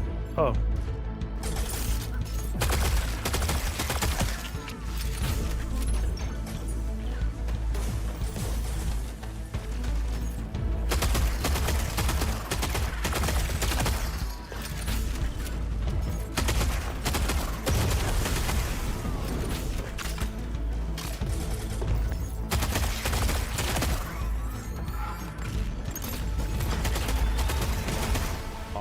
That did the trick. We now catch up to the team having made it to the salvage. However, rival mercenaries have already staked their claim. Gotta hand it to you. Never thought you pricks would make it this far. Too bad you reached the end of the road. We're just getting started. Making it past your friends was a breeze. I hope you're more of a challenge. We've got control of the auto cannon. How's that for a challenge? Okay, that is going to be difficult. June and team have managed to push through the enemy defenses to the control room and now face a pivotal choice. June, time to do your thing. I'm in. Taking the guns offline now. Wait. This is a control room, right? Should be a way to open the airlock doors. Blast all those damn mercs out into space in one shot. Whoa, hold on. There could be dock workers and maintenance crew in there. We can't just vent the airlock. Fuck that! We're gonna walk up there to verify who's a merc and who's a zealot dock worker who might just kill us on sight anyway?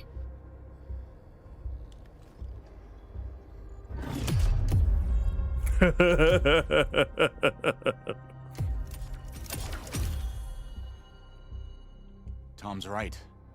You can't be reckless when lives are at stake.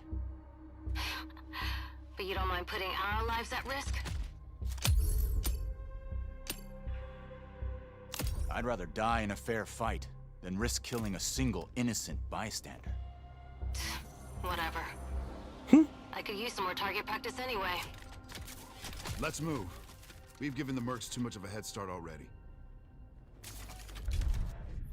As you travel across the cluster, you will hear stories of those who have been affected by time, like Tom's account of why he can never go home. You know the strangest part of being out here?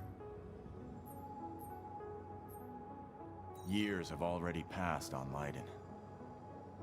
Exactly. Spend a few hours on this world, a few days, a few weeks. It's all the same for the people back home. In between missions, you'll journey back to Persephone, your primary hub and a major city on Leiden for both humans and Awakened. Good morning. Afternoon? I forget. Regardless, nice to meet you. You forget? Ah, you're doing the thing.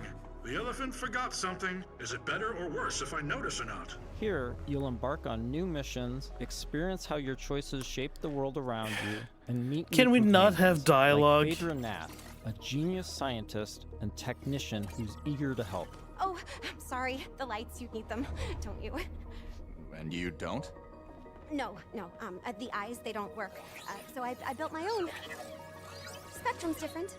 External light sources are irrelevant, but it's close enough to what you would call, sight. Impressive. The rot's grown vicious, and it's only getting worse.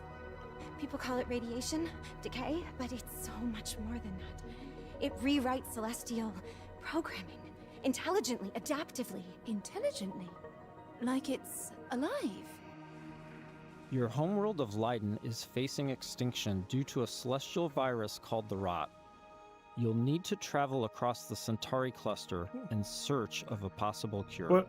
Phaedra's grandfather was a legendary traveler named Elijah Nath. That He doesn't. left Leiden None of to that makes investigate sense. The Rot before disappearing Is that Tom decades Cruise? ago. You travel with Phaedra to a planet called Sang, hoping to find some trace of his discoveries. I must thank you for this opportunity, June. For allowing me to be part of this. No point in waiting around. Next stop. That's my back. Sang. Sang is a rocky exoplanet covered in a sulfurous atmosphere. You'll need to traverse across the deadly terrain to discover the ancient ruins where Elijah's ship crashed. The thing is, I don't want you to spoil me the dialogue that informs me about the story. You need to show Along me with Phaedra, traversal, you've decided to you bring need to Salt, show me her combat, long-range sniper rifle, and abilities that specialize you in need to show confusing me enemies should come in UI, handy. you need to show me weapons, you need to show me that, if you're showing me dialogue, you can show me that there's multiple options of dialogue that I can choose, because that's what people are gonna go for, right? Sang has always been extremely volatile. Completely unideal for civilization, even during the age of the detonator. Incredible! Your induction clearly shapes the limestone itself, but what dictates the extent? Oh, so many questions and possibilities.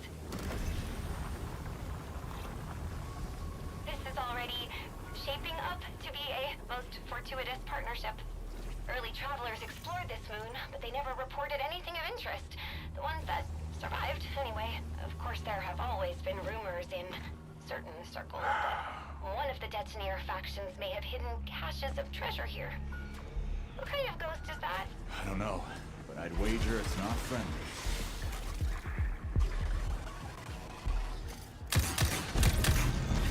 Oh. Damn. Just annihilated that. The number of ghosts is not decreasing.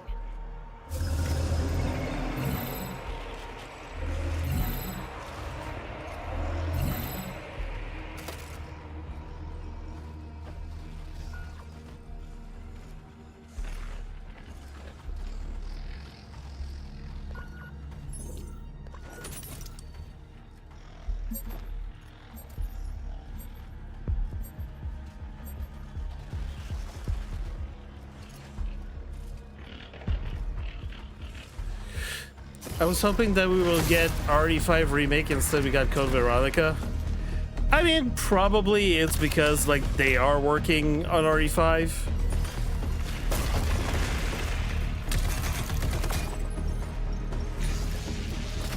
Because remember, like they've been putting a lot of work on the RE stuff recently. Interesting. That door is also celestial. It looks like I don't know. Yes. I don't know how Definitely they're managing to do all of this. Maybe they thought like, hey, maybe 5 we should probably pace it a little bit, you know? This is an incredible discovery, you know? So little of Sang has been explored. Because it's, so hostile. But now we can confirm that the Detonator Celestial did have a presence here. During missions, Okay, June will yeah, discover exactly. ancient I technologies didn't that need upgrade that his dialogue. gauntlet, a powerful artifact passed down to him from his father. Once upgraded, it unlocks new possibilities for both traversal and combat. Any idea what this is? I can't decipher it, but clearly this artifact was held in great reverence. June, be careful. Celestial technology can affect human bodies in unexpected ways. Yeah, what am I gonna do? Not stick my hand in there?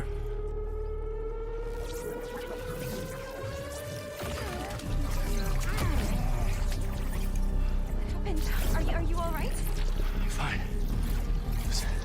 It took me by surprise. I've never felt anything so powerful. Let's see if this gets us past that bramble. Here we see June acquiring Lance, a powerful new gauntlet ability that can pierce and destroy bramble, a byproduct of the rot.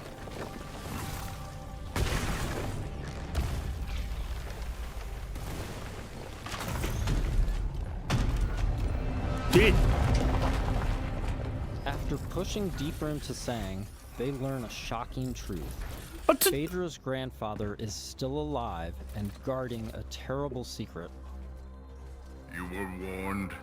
Why are you telling us that? I told you there was nothing here for you but death. You've seen too much now. Stupid, stubborn children. Elijah has unleashed a corrupted and extremely powerful war machine on the team.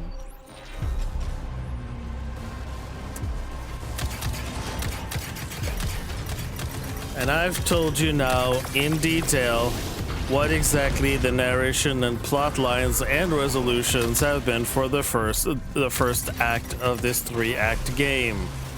Enjoy the game when it gets out.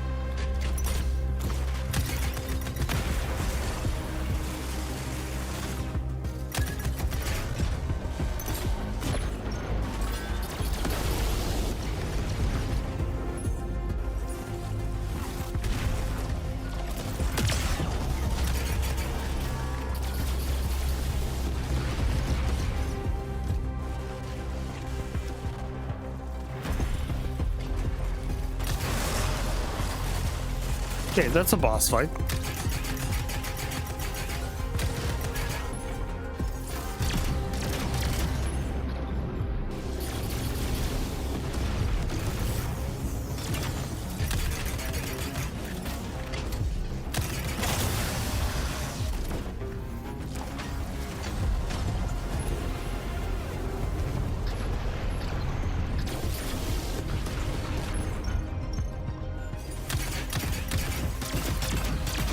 I think the most stupid thing about all of this is that this guy, whoever's controlling the hero, has been doing so many body shots when there are clearly lights that are pain points, like critical spots, and that absolutely like doing everything to avoid. With the construct defeated, June and Phaedra must now confront Elijah, hoping to persuade him to share the secrets contained in Sang. Without this information, Leiden would be destroyed by the rock. This is forbidden. I warned you not to come here. You threw away your legacy.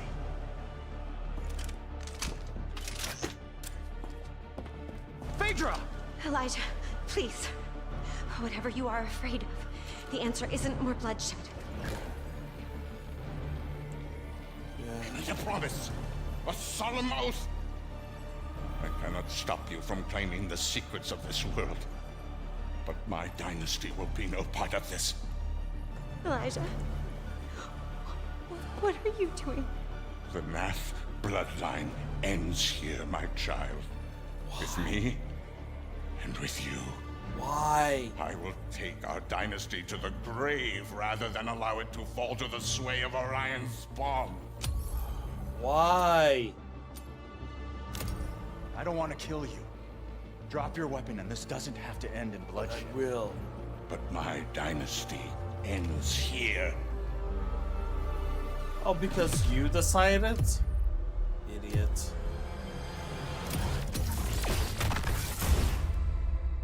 This has been a small peek into the larger world of Exodus. We're in the final stretch of development now, and we'll be sharing more details all the way up to launch. In the meantime, wishlist on your favorite platform now and become a traveler today. You know, this is as close as it is to like a trailer that tells us the whole beats of the movie.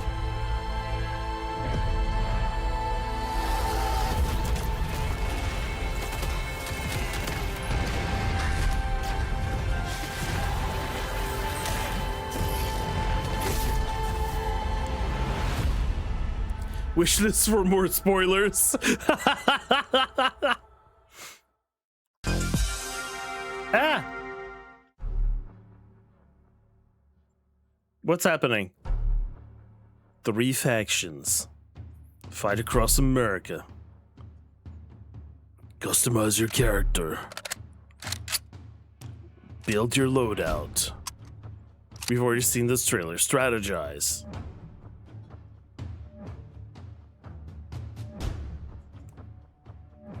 Upgrade your arse.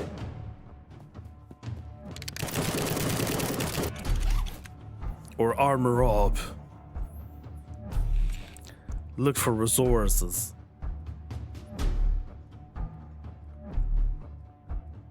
Conserve your ammo.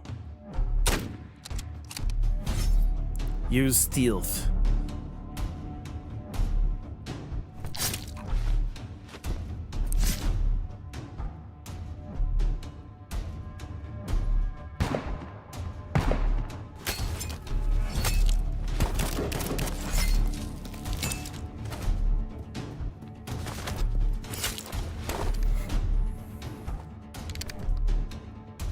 Survive.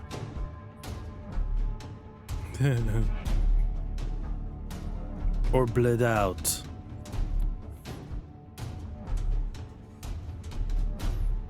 Be vigilant.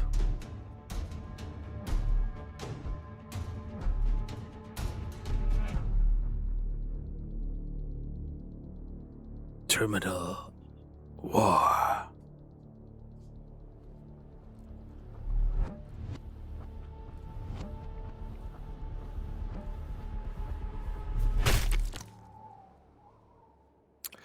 I don't know.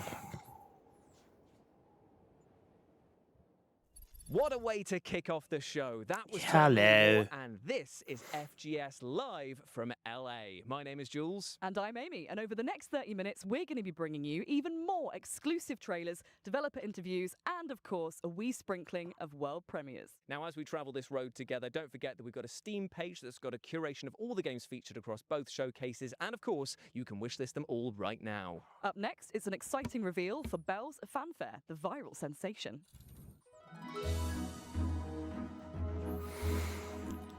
It's a viral sensation.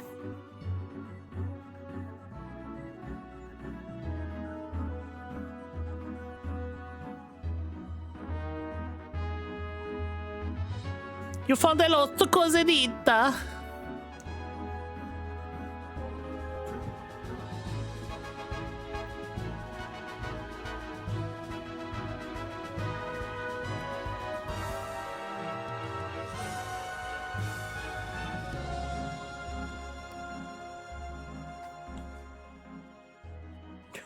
Is this an extraction shooter? Oh man, I can't believe how good Belle's Fanfare looks. I will be putting every notification bell on that I can because 2027 cannot come soon enough. Next, we're off to the action-packed world of Alcahest to take a look at the game's physics engine in action.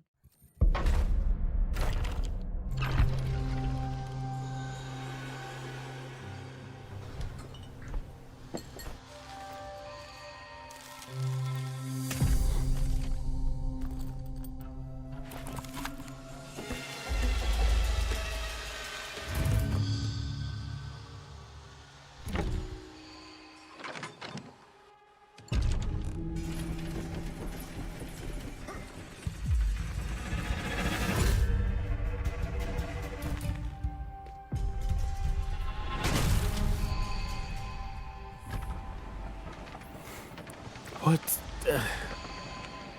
Yes. What? Where? What? What? Direction? We keep cutting.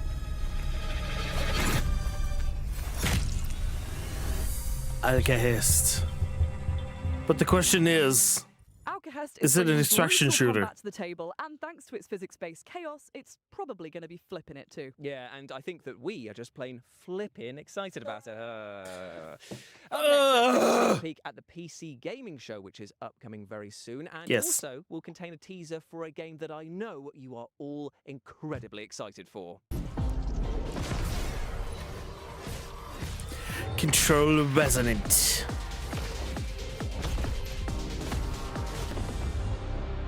My name is Mikael Kasurinen, and I'm the creative director for Control Resonant. Hello, Michael. If you enjoyed this small teaser, Yeah. tune in tomorrow for the PC gaming show for the full reveal. All right, thank you.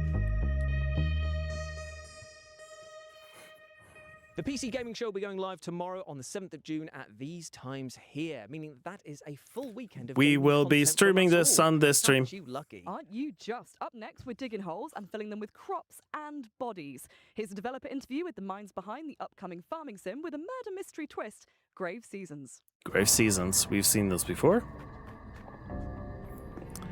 I would be interested. My name is Emmett Nail. I am the narrative director and co-founder at Perfect Garbage Studios, and we are creating Grave Seasons, our murder mystery farming simulator. In Grave Seasons, you not only have to grow your farm, build your relationships, but also figure out who the supernatural serial killer in town is going to target next. And as you play through, as you learn this killer's patterns, the year comes to an end, and as you start again, a different supernatural serial killer will be active at the start of the game. What? We essentially have a campaign for each killer, so they're fully scripted, fully unique storylines. It's a limited pool, but each time you start a new year in Ashen Ridge, we ask you to sort of re-enter town, and a different killer will be active. We do want romance to be really well integrated into the world. Great. So you potentially could end up romancing the killer who's active. But as you romance, you'll learn more and more about these characters, delve into their backstories, and if you're romancing the killer, that same NPC's romance storyline will be different than if you've romanced them when they are not the killer.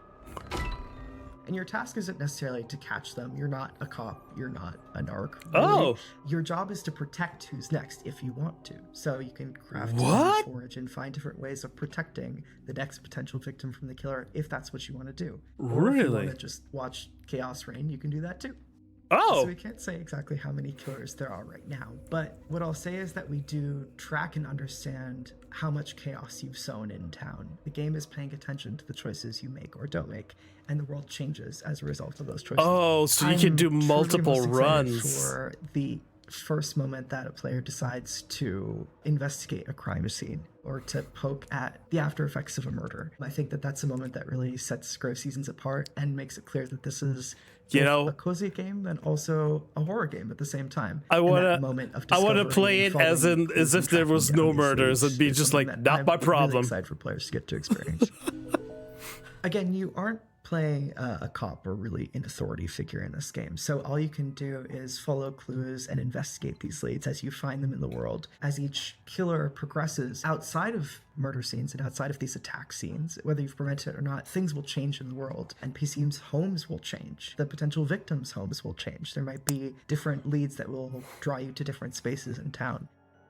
Our writing team are huge horror fans, and so we're always going to try and sneak in little references and little hints for folks who have a keen eye out for that kind of thing. In-game, I will say that between playthroughs, there might be little secrets that you can uncover as you play more and more in Ashen Ridge as well, too. If you love the interpersonal dynamics of older farming sims like Harvest Moon, but you also love deeply written and sort of heartfelt character stories, you'll love Grave Seasons. We really want people to get invested in the characters and also in the world. I will say we have a demo coming soon. Can't say the exact date yet, but keep an eye out for that. Grave Seasons is coming to PC, Xbox, Nintendo Switch, and PlayStation. Feel free to wishlist us on Steam and check us out. Yep. I shall be playing it. Thanks so much to the team at Grave Seasons for giving us. I'd be super interested to see if there is a way to just be like, there's some clues you must investigate, and you go, nope. World premiere, right? Take a look. I'm going back to farming. I'm sorry, I'm going back to farming. This has nothing to do with me. Oh. This also has nothing to do with me. Mega Ming.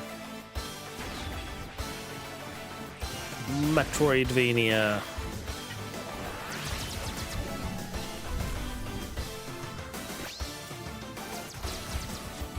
I have powers of fist.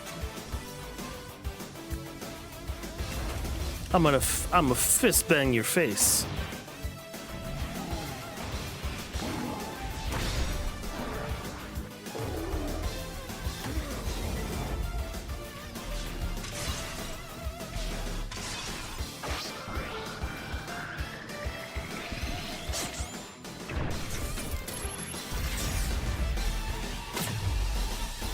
Gemini X.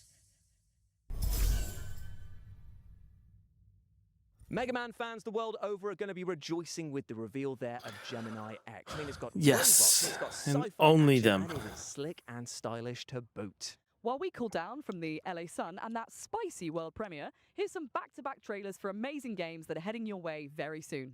Let's go. Yes, this game.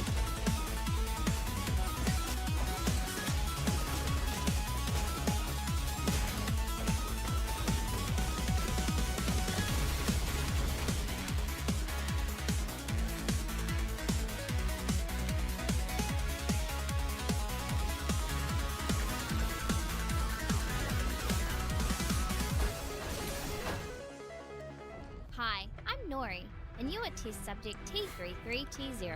I'm gonna call you Tito. Hey! Together, we're gonna take the world back from a bunch of nasty shadows, and we're gonna save my lost baby Michaels. Your perfect design allows you to absorb the essence of everyday objects, giving you super cool powers. You'll need to look cute as heck while doing it, and you can even bring a friend to help if you want. Hey here, mate. That was from the studio Eat Pant Games. Oh, we having a portal thing? Ooh.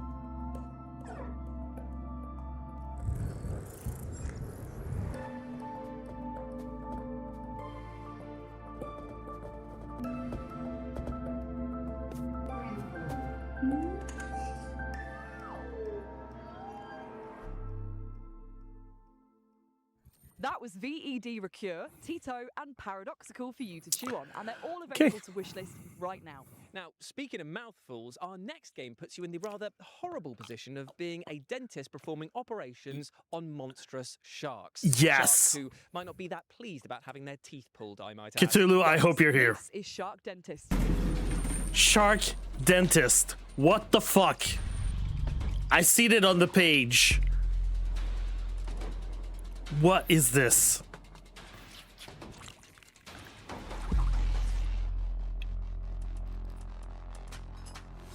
Oh no, this is gross. I don't like the gross.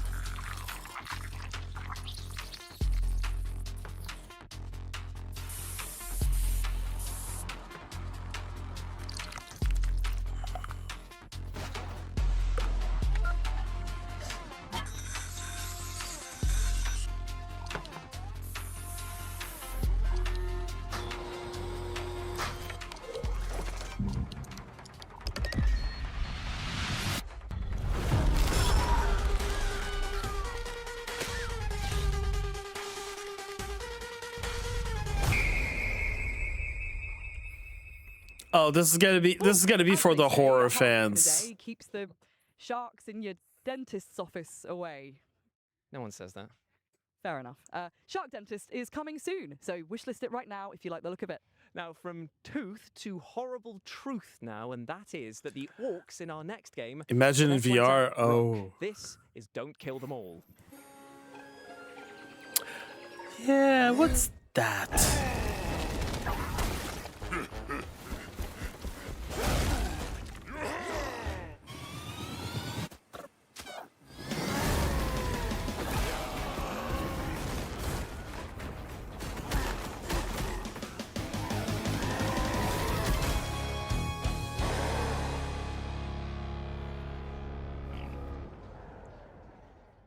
Dirty, smelly, and desperate to kill.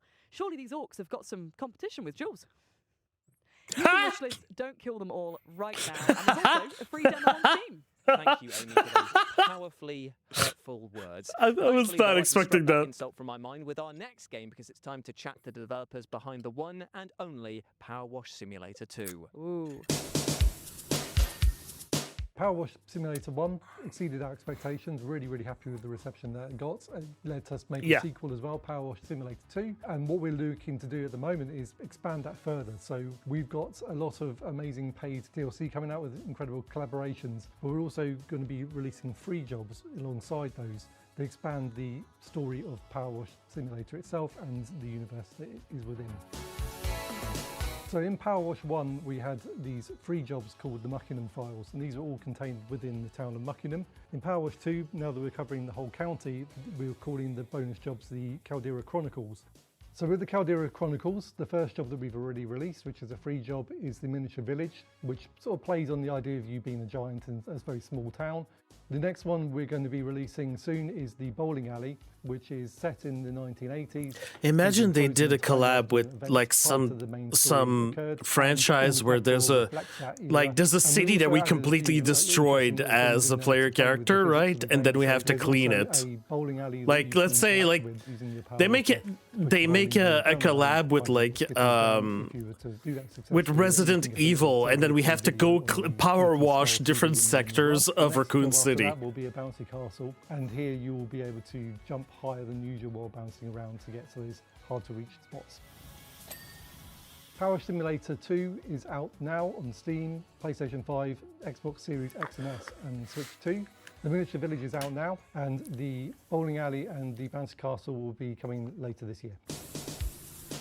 Imagine if they could do like, okay. Thanks to Future Lab for chatting with us and for the reveal of those 2 new levels, which are coming our way very soon. All the IPs that Blizzard has. Chuck a few swans in there. You got them making a Hot Fuzz 2, right? Yeah, but anyway, Power Wash Simulator, Stormwind City DLC. You know. Roger that. I think I heard it. Right. Hey, so we heard that everybody likes Repo. No, wait. So there you go. You got hiding? Can we go now?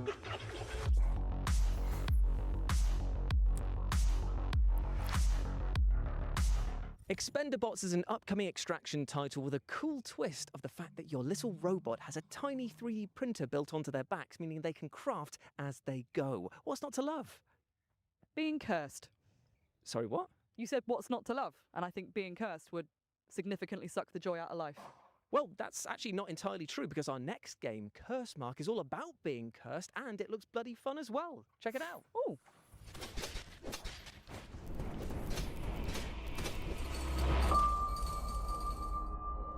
Death.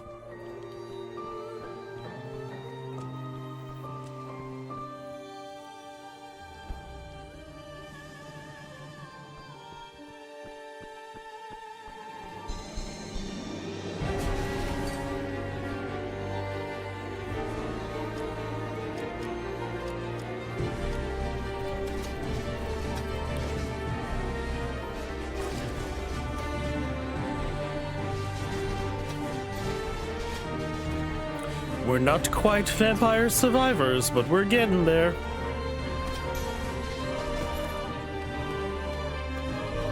We're not quite Diablo 3, but we're getting there.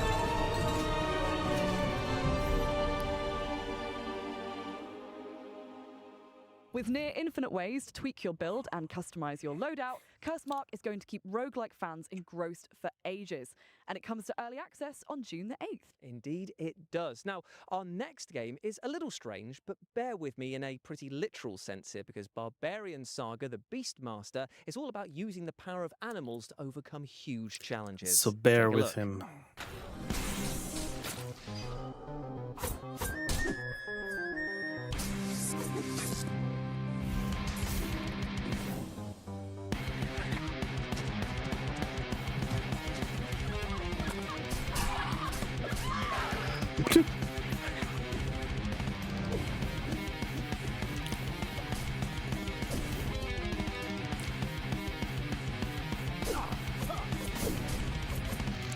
Metroidvania.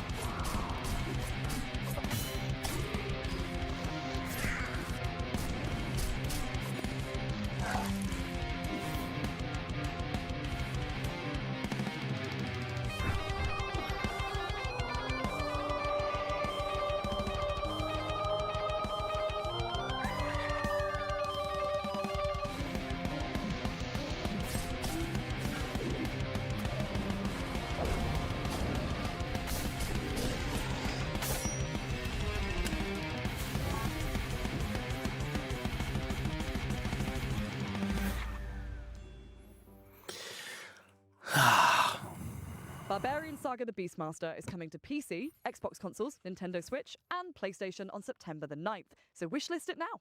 Next up, we're about to take a deep dive into the aquatic horror title Dark Mass, who have got a very special announcement for us all. Oh, really? This place has been buried for centuries. I'm sorry, we've discovered a dark mass. And we've got a date reveal. Your surgery is next Wednesday.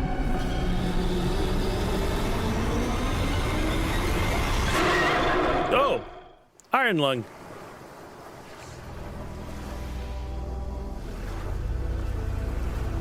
Okay. I think we've unleashed the curse. I tell you, if I had hair, it would be standing on end right now because that looks horrifying. And you can pre-order the physical edition of Dark Mass for PS5 right now. From hairless friends, then, to fairy friends, in which Spire you play as a magical being who can tame and befriend enchanting creatures, and then take them into battle with you. Take a look. For centuries, our worlds were held together, bound by ancient witch spires and those who protected them. But something has broken.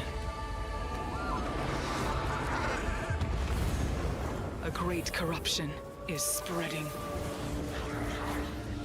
The fate of the worlds is in your hands. So this is kind of like Breath of the Wild and Palia. And I think a bit of Pal World mixed together with witches. The time has come, Chosen One. Together, we will stop this darkness.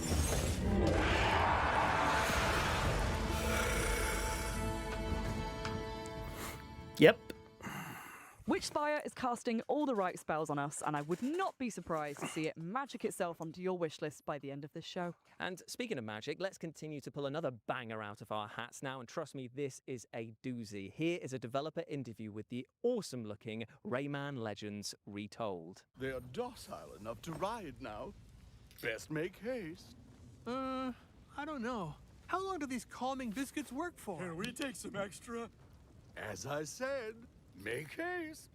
Rayman Legends Retold is an ambitious remake of a cult game released in 2013, Rayman Legends, and it's be expanded with new gameplays, new levels, new story. I think it will be, for new fans, a starting point. You discover Rayman for the very first time with voice acting, with storytelling, with a bit more stakes, with a villain. For fans, I think it's more of a canon version of the world of Rayman that you will rediscover and that will serve as a basis for the future. So I think that it could serve both for a new audience and returning Rayman fans. The early conversation we had was what's the best way to bring back the franchise with the best possible team, because we did not have a team anymore. Many of the people either left the company, went on another project. Some of them are still part of the core team on Beyond Good and Evil 2 at the moment. So part of the thing was, how can we rebuild a team capable of making Rayman games again? Really quickly, we also defined what could make Rayman Legends a better game if we reinvent it in terms of flow, modernization, etc. And also, we defined really early that we wanted new content. That because it's a game that's not 30 years old or 20 years old like some older remakes, and that's how it led us naturally to a more musical level because they were cool and we made brand new ones. A new entire world, World of the Dead, with a new ability to have more of the platforming that people loved, and brand new levels in terms of gameplay. You know, in Rayman, there's always been some sort of mounts, like the mosquito level in Origin. So quickly, we thought that the dragon, obviously medieval themes, castle, dragons, they were playing a big part in Legends, but always kicking your ass. So we thought, okay, now let's reverse that, and we will use the dragon to kick people's ass. A bit, I would say, Panzer Dragoon, Star Fox side. So I'm in an exciting ride. I do barrel rolls, I shoot fireballs. I'm gonna blow up stuff. Really quite simple gameplay in a way, but ambitious realization on top. The intention of the sixth world, it came from a will also to have a new tonality and a new side-scroll gameplay that were a bit on the more difficult I think I'm a little bit oversaturated right now. New narration, especially introducing a new villain for the IP. That's how it led us to the theme of corruption, that villain that you will see in the trailer. And that guy basically is corrupting all the bosses, but also has took entire control of the World of the Dead. And so basically to kick his ass, you need to go in the World of the Dead, and to survive there, you will use that new ability, the power of light, to face enemies and obstacles. And it's more of really cool platforming gameplay of Rayman Legends in brand new levels. Because they are brand new levels, we can play more with 3D.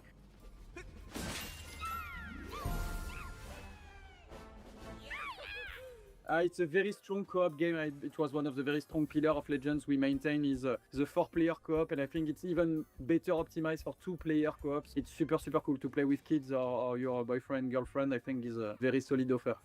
Seen a lot of trailers today. I mean, yes. For all platforms on October 1st, and I'm and yesterday. I'm a little I'm a little tired, man.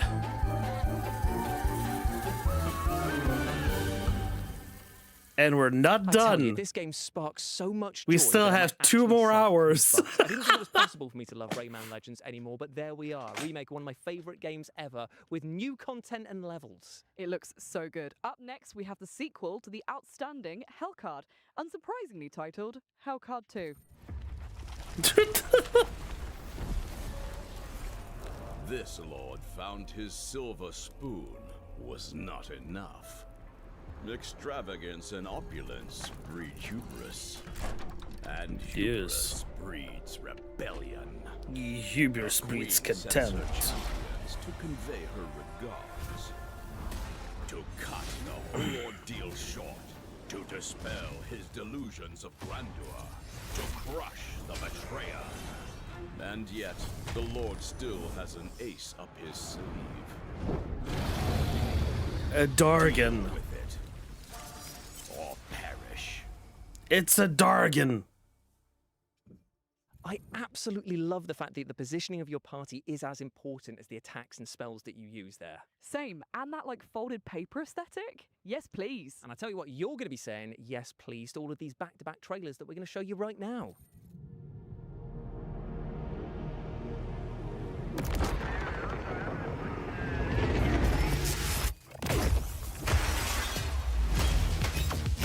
What? Ooh. Ooh, hold on. What is this?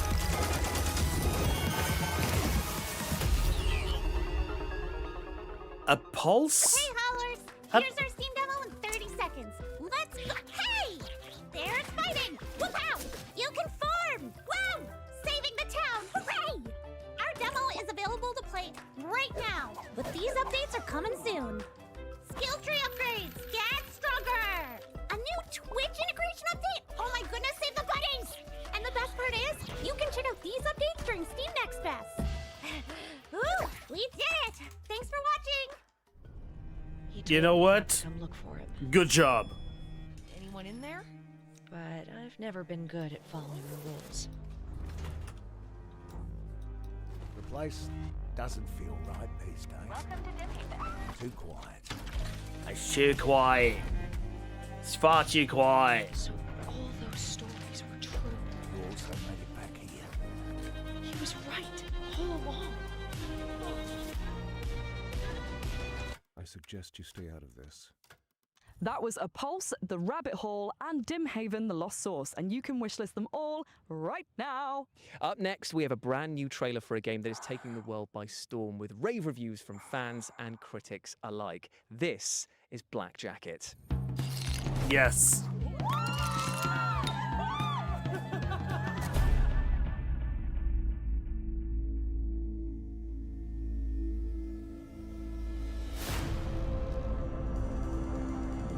Show me what you can do. You never measure up. I got fun cards. Let's play.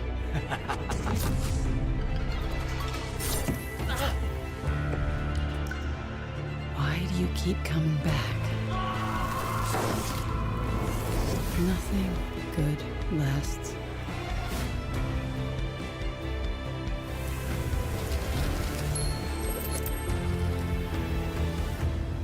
Take the coins.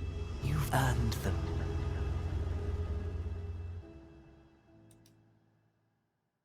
Poker? I hardly know her. Well, firstly, it's Blackjack, and secondly, I'm phoning HR, all right? You are such a grass, honestly. Black Jacket is out now on PS5, PC, Xbox consoles, and Nintendo Switch. Indeed, it is. Now, you might have noticed this rather fashionable t-shirt that I'm wearing and thought to yourselves, oh, why is he wearing that? Well, I'd love to say it's because I'm a slave to fashion and just love wearing dark clothing on one of the sunniest days here ever in LA, but it's actually because it pertains to the final game of our showcase and our next world premiere. Ooh, before we see what that could be, we just want to extend a massive thank you to everyone who took part in the summer showcase and live from LA, to all of you at home for watching and the team that made this happen. Indeed, indeed. And if you go over to Steam and type in Future Game Show, you can see all of the titles that we've had across both showcases, and why not show the devs some love and wishlist them all, my friends. But as ever, I've been Jules. I've been Amy, and we'll see you in Cologne in August for our run of shows at Gamescom. Yep. Bye. Bye. August is going to be the next time after this. Oh, what the fuck?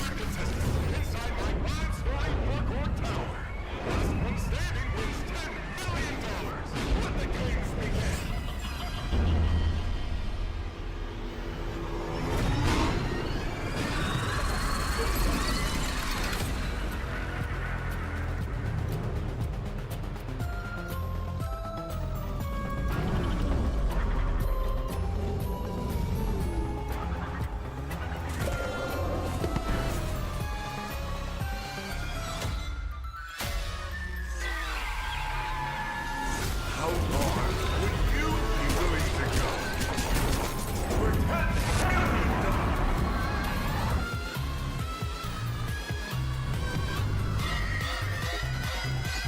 59 59 Nights at Freddy's? What the fuck?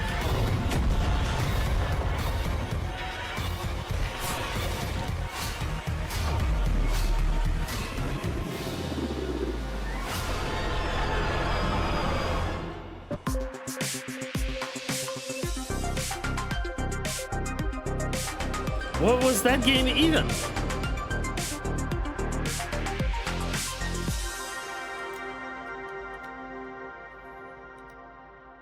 Let's see. Finding Frankie is horror parkour first-person single-player atmospheric. Oh, basically you're getting chased by stuff. So, okay, so it's a... What do you call? Yeah, so it's a Five Nights at something. That was the future game. They finished earlier than I expected. Actually, yeah, because it's... See, I told you it was supposed to be like at least 2 hours and a half. They did 2 hours and 20 minutes. I mean, Vampire Survivors, the DLC, like the characters, like the new characters were so like had such like huge abilities that I'm just like, all right, let's get back into Vampire Survivors. Like I should have been like getting back into it anyways, because you know I think I'm halfway through achievements, you know, for getting it. Hellraiser, of course, that Hellraiser game, that when it's available, I am going to play it. Although, like, it's gonna depend a lot of the, how can I say? It's gonna depend a lot of when it's going to be released and, like, what's going to be the involvement, okay? Because I imagine that a Hellraiser game would be perfect to be released during October. October is usually a very, very, very busy month. But look at this. Look at the tags. Action, gore, adventure, atmospheric, horror, dark, first person, demons, nudity, sexual content. Apparently from the people, like when it was announced, some people saw the game, saw some exclusive like behind the scenes. And of course they couldn't bring back any footage, but they said like that there were apparently what they saw was like the developers were absolutely unapologetic. They were going full tilt into what it is to have a Hellraiser content in front of you. They are not pulling back on the horror. They're not pulling back on the whole thing of like pleasure and pain mixed together. That is typical of like the whole idea behind Hellraiser, right? You know? So I've always like, with what has been said, I've just been like super concerned about like, are we going to be allowed to stream this on Twitch? Or is this going to be like, you know, oh, there's probably not going to be any streamer-friendly option in there. Absolutely not. Probably not. So it's kind of like, is this going to be like major flags for anybody who's going to try to stream it? Or, you know, I would love an answer from Twitch beforehand. Or else it's going to be like, all right, I'm going to stream it to my Discord. And that's it. 1666, I don't know exactly what the gameplay is going to be, but I'm definitely going to be looking forward to this game because it looks badass. I like the idea so far of what's being presented. And it's also created by a Quebecer, the original guy that it was from that was behind the idea for the Assassin's Creed games. And also, yeah, Panache Gaulius. I think that even if I don't play it just for the fact that he's a Quebecer and he is who he is, I might just be paying him money. And then The Road of Dust and Sorrow.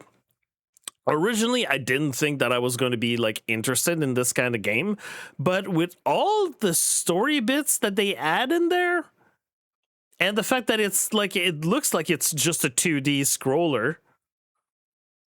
I don't know. It looks like there's a lot of story behind this. I might enjoy this. I don't know. My Cannibal Family.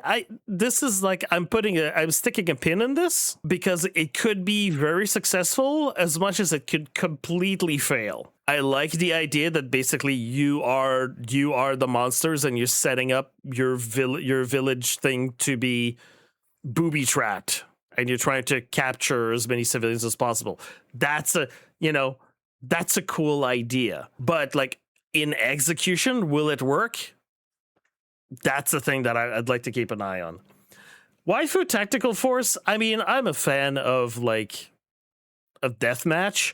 And like I said, this one looked like the idea of this game is so ridiculous. But after seeing some actual, we saw some actual gameplay footage there, that reminded me of a little bit of Blood Hunt mixed with a Quake 3 Arena. So I'm just like, wait, hold on. I might actually be taking this seriously.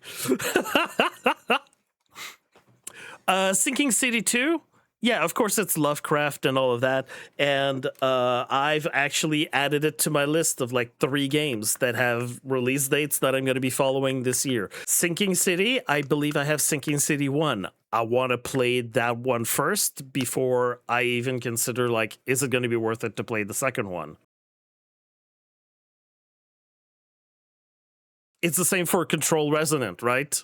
If I don't like the Alan Wake and the other Control game, or it's not my type of gameplay or whatever, at least I'll have the idea of the game, of what it is, and maybe I'll look back at the footage for Control Resonant, and I'll go and I'll make my decision at that point, is it going to be worth to actually buy and play and stream? But yeah, so right now I've got and it works perfectly. I've got Sinking City 2 in August. I've got Control Resonant on the 24th.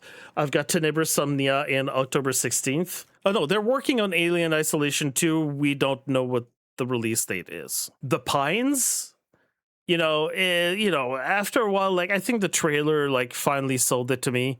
But again, it's kind of it may work, it may not work. I don't know exactly. This one, Be My Horde. I mean, it is Vampire Survivor, right? In a way. It is what it's supposed to be. It's a roguelike, auto-battler, bullet hell, bullet heaven. I like that there's tags for bullet hell and bullet heaven. I like it, and not just because it's goth mommy, but right now I think it's in early access when I wishlisted it. Of course, I usually don't play early access games or demos because I've got my list plenty of things. Enginefall, it's more like I'm sticking a pin in this. I don't know exactly if I'm going to stick to it. Duskfade. Okay, Duskfade might not be my usual type of game, but I loved what it looked like. So I'm sticking a pin in that. I'm going to reconsider later.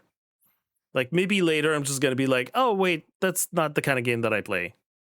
Then I'll remove it. I mean, Prison of Husks, it's been a while since I had this wishlisted. Dark Mass, it's basically horror Subnautica. Okay, if we're honest, it's horror Subnautica. So, gonna see at release how it looks like.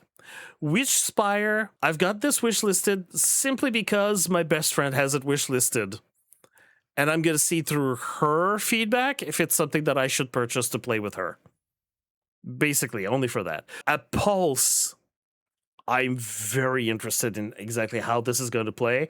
I know someone in my best friend's circle who is an aficionado of pinball machines. He's going to tell me what he's thinking about that to see if it's worth it or not. Black Jacket, of course, I'm finding it super interesting because, it's a twist on Blackjack, and expanding it. It's someone decided to go wait, Balatro is doing something with poker and I'm going to do something with Blackjack. And so far it looks very positive reviews. It's been released on May 12th. So I hope that all of this, right now, it's been showcased twice so far as I know, in the showcases that I've watched. Maybe a lot more exposure of it is going to give it the little push that it needs to get the I don't know, the Balatro kind of push that it needs. A Rabbit Hole, again, this is more for my friend. She likes bunnies. She likes bunnies being violent. I'm gonna see what she thinks of that. This is mostly for her. But yeah, good stuff. A lot of it in here that's just either I was already planning on getting it already, or it's just half of it is just stick a pin in this. We're gonna see this later. We're gonna see later.